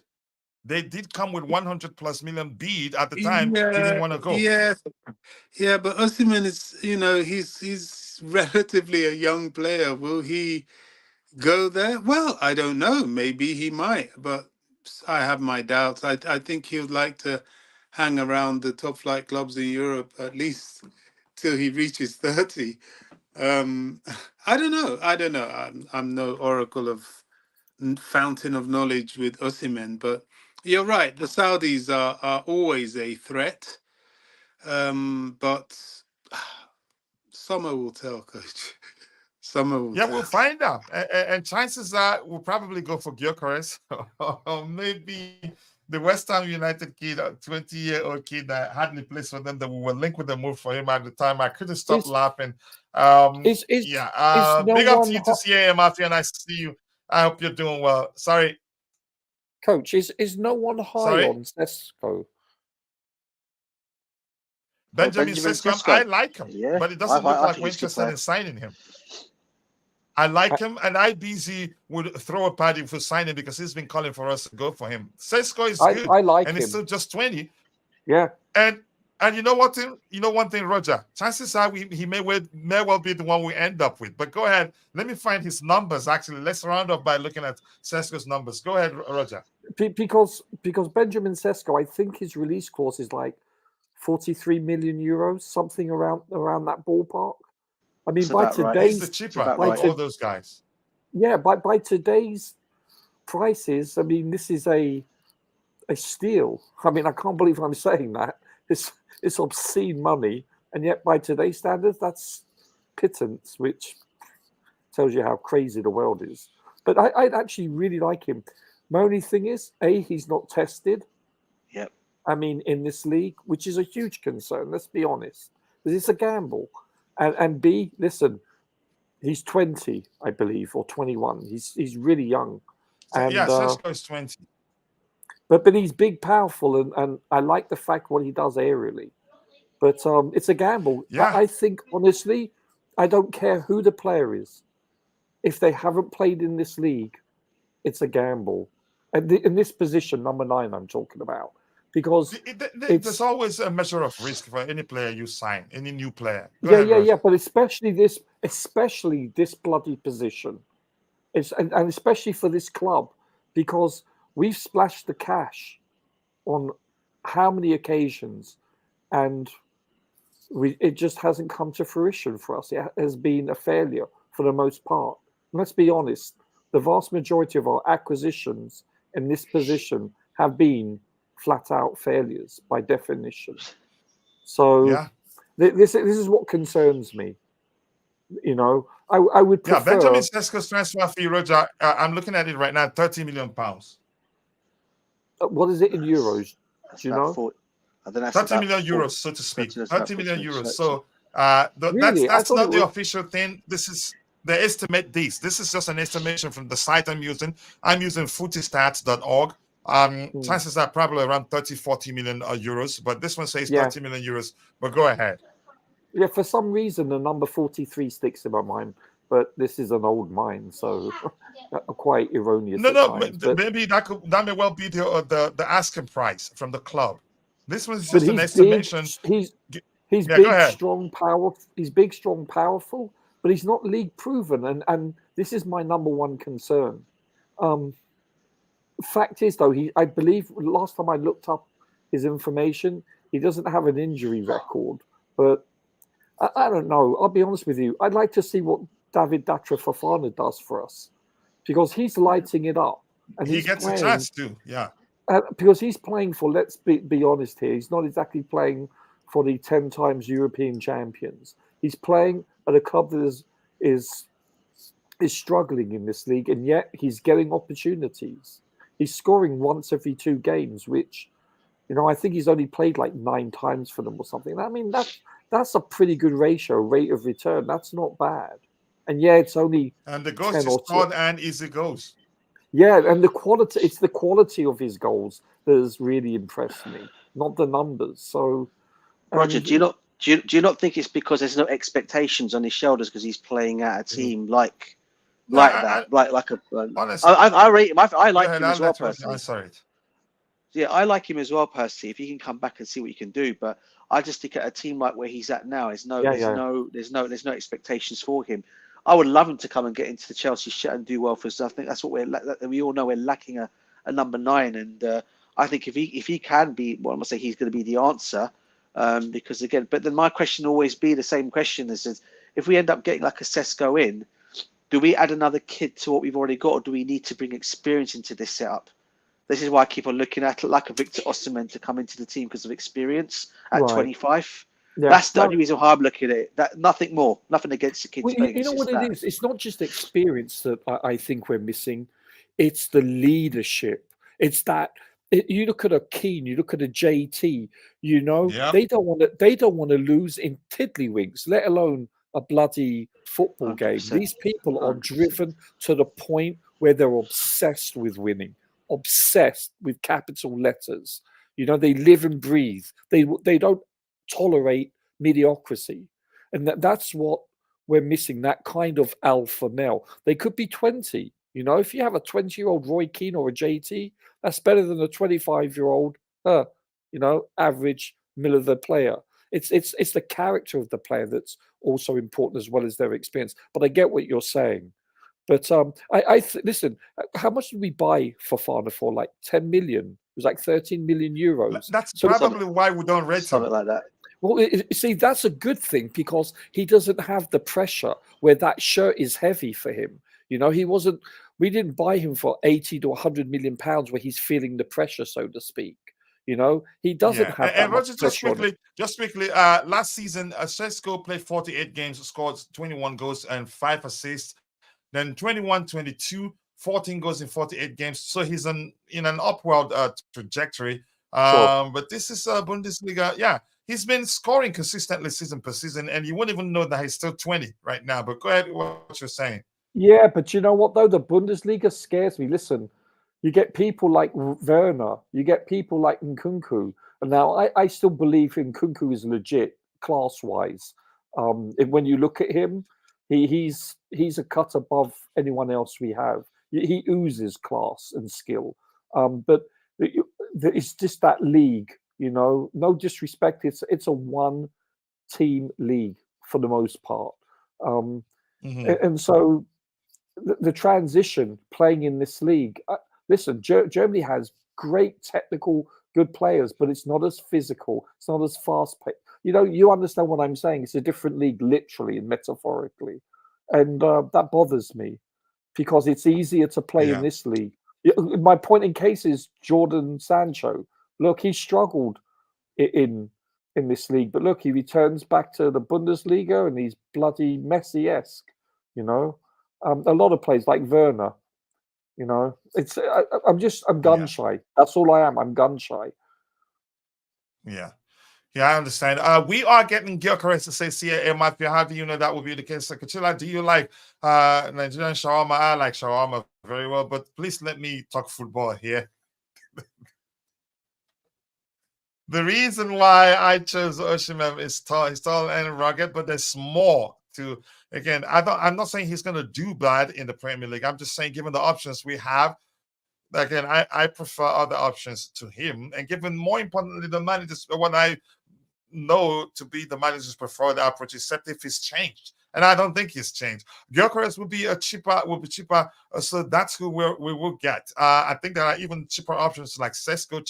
Don't be surprised you see Sesko at Chelsea.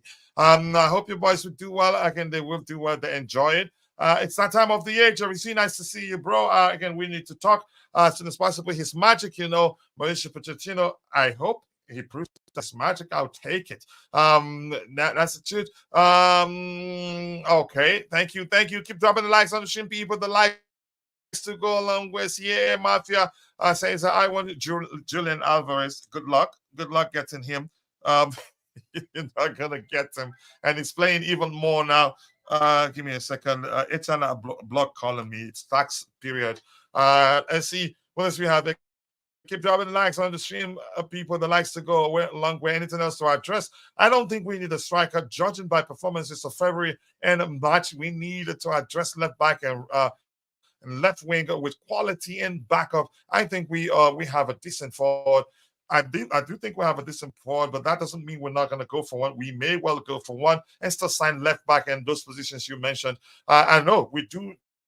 We've heard that we need the left back too. Kachila, I feel like the market for strikers have been dead for years now. You could argue that. I don't know. With that, people, I'm going to say thank you to all of you for finding the time to join the first ever edition of the Chelsea Check-In Show. We hope to continue, but I need help for all the shows that we've designed are already in place.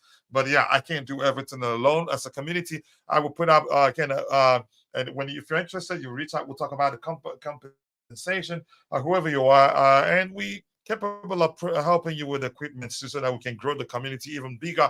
We're getting there. We're not a big account yet, but we're getting there. So thanks to Roger. I haven't had the time to add your credentials in the description section, but I'll do that later. The same thing with Bobby and DJ. I have your information. I'll find time to do that later in the day. Thank you, Mabas. Thank you, JC. Thank you, Jerry. CAA Mafia. And if I miss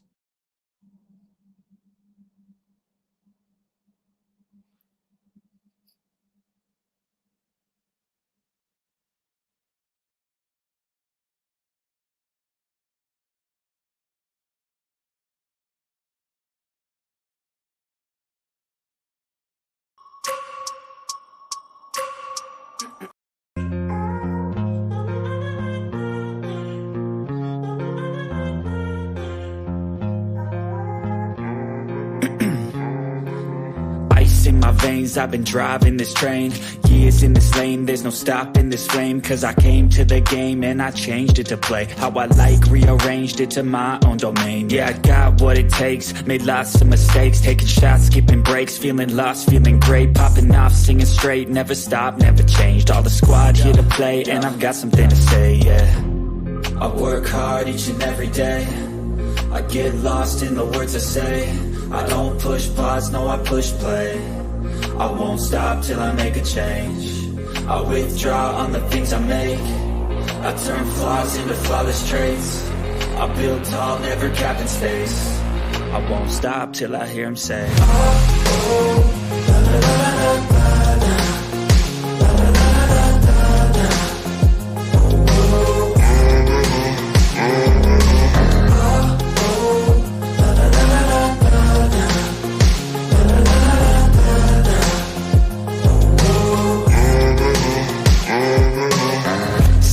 Man, I'm up again. I got tired eyes, need a cup of blend. That's right, in the AM, that's my only friend. No light, just the sun coming up on the horizon. I lose track of time, yeah, I move fast and climb a new class divine, yeah, true passion shines. And I'm through passing time, I choose stacking dimes. You snooze half the time while I move passing by.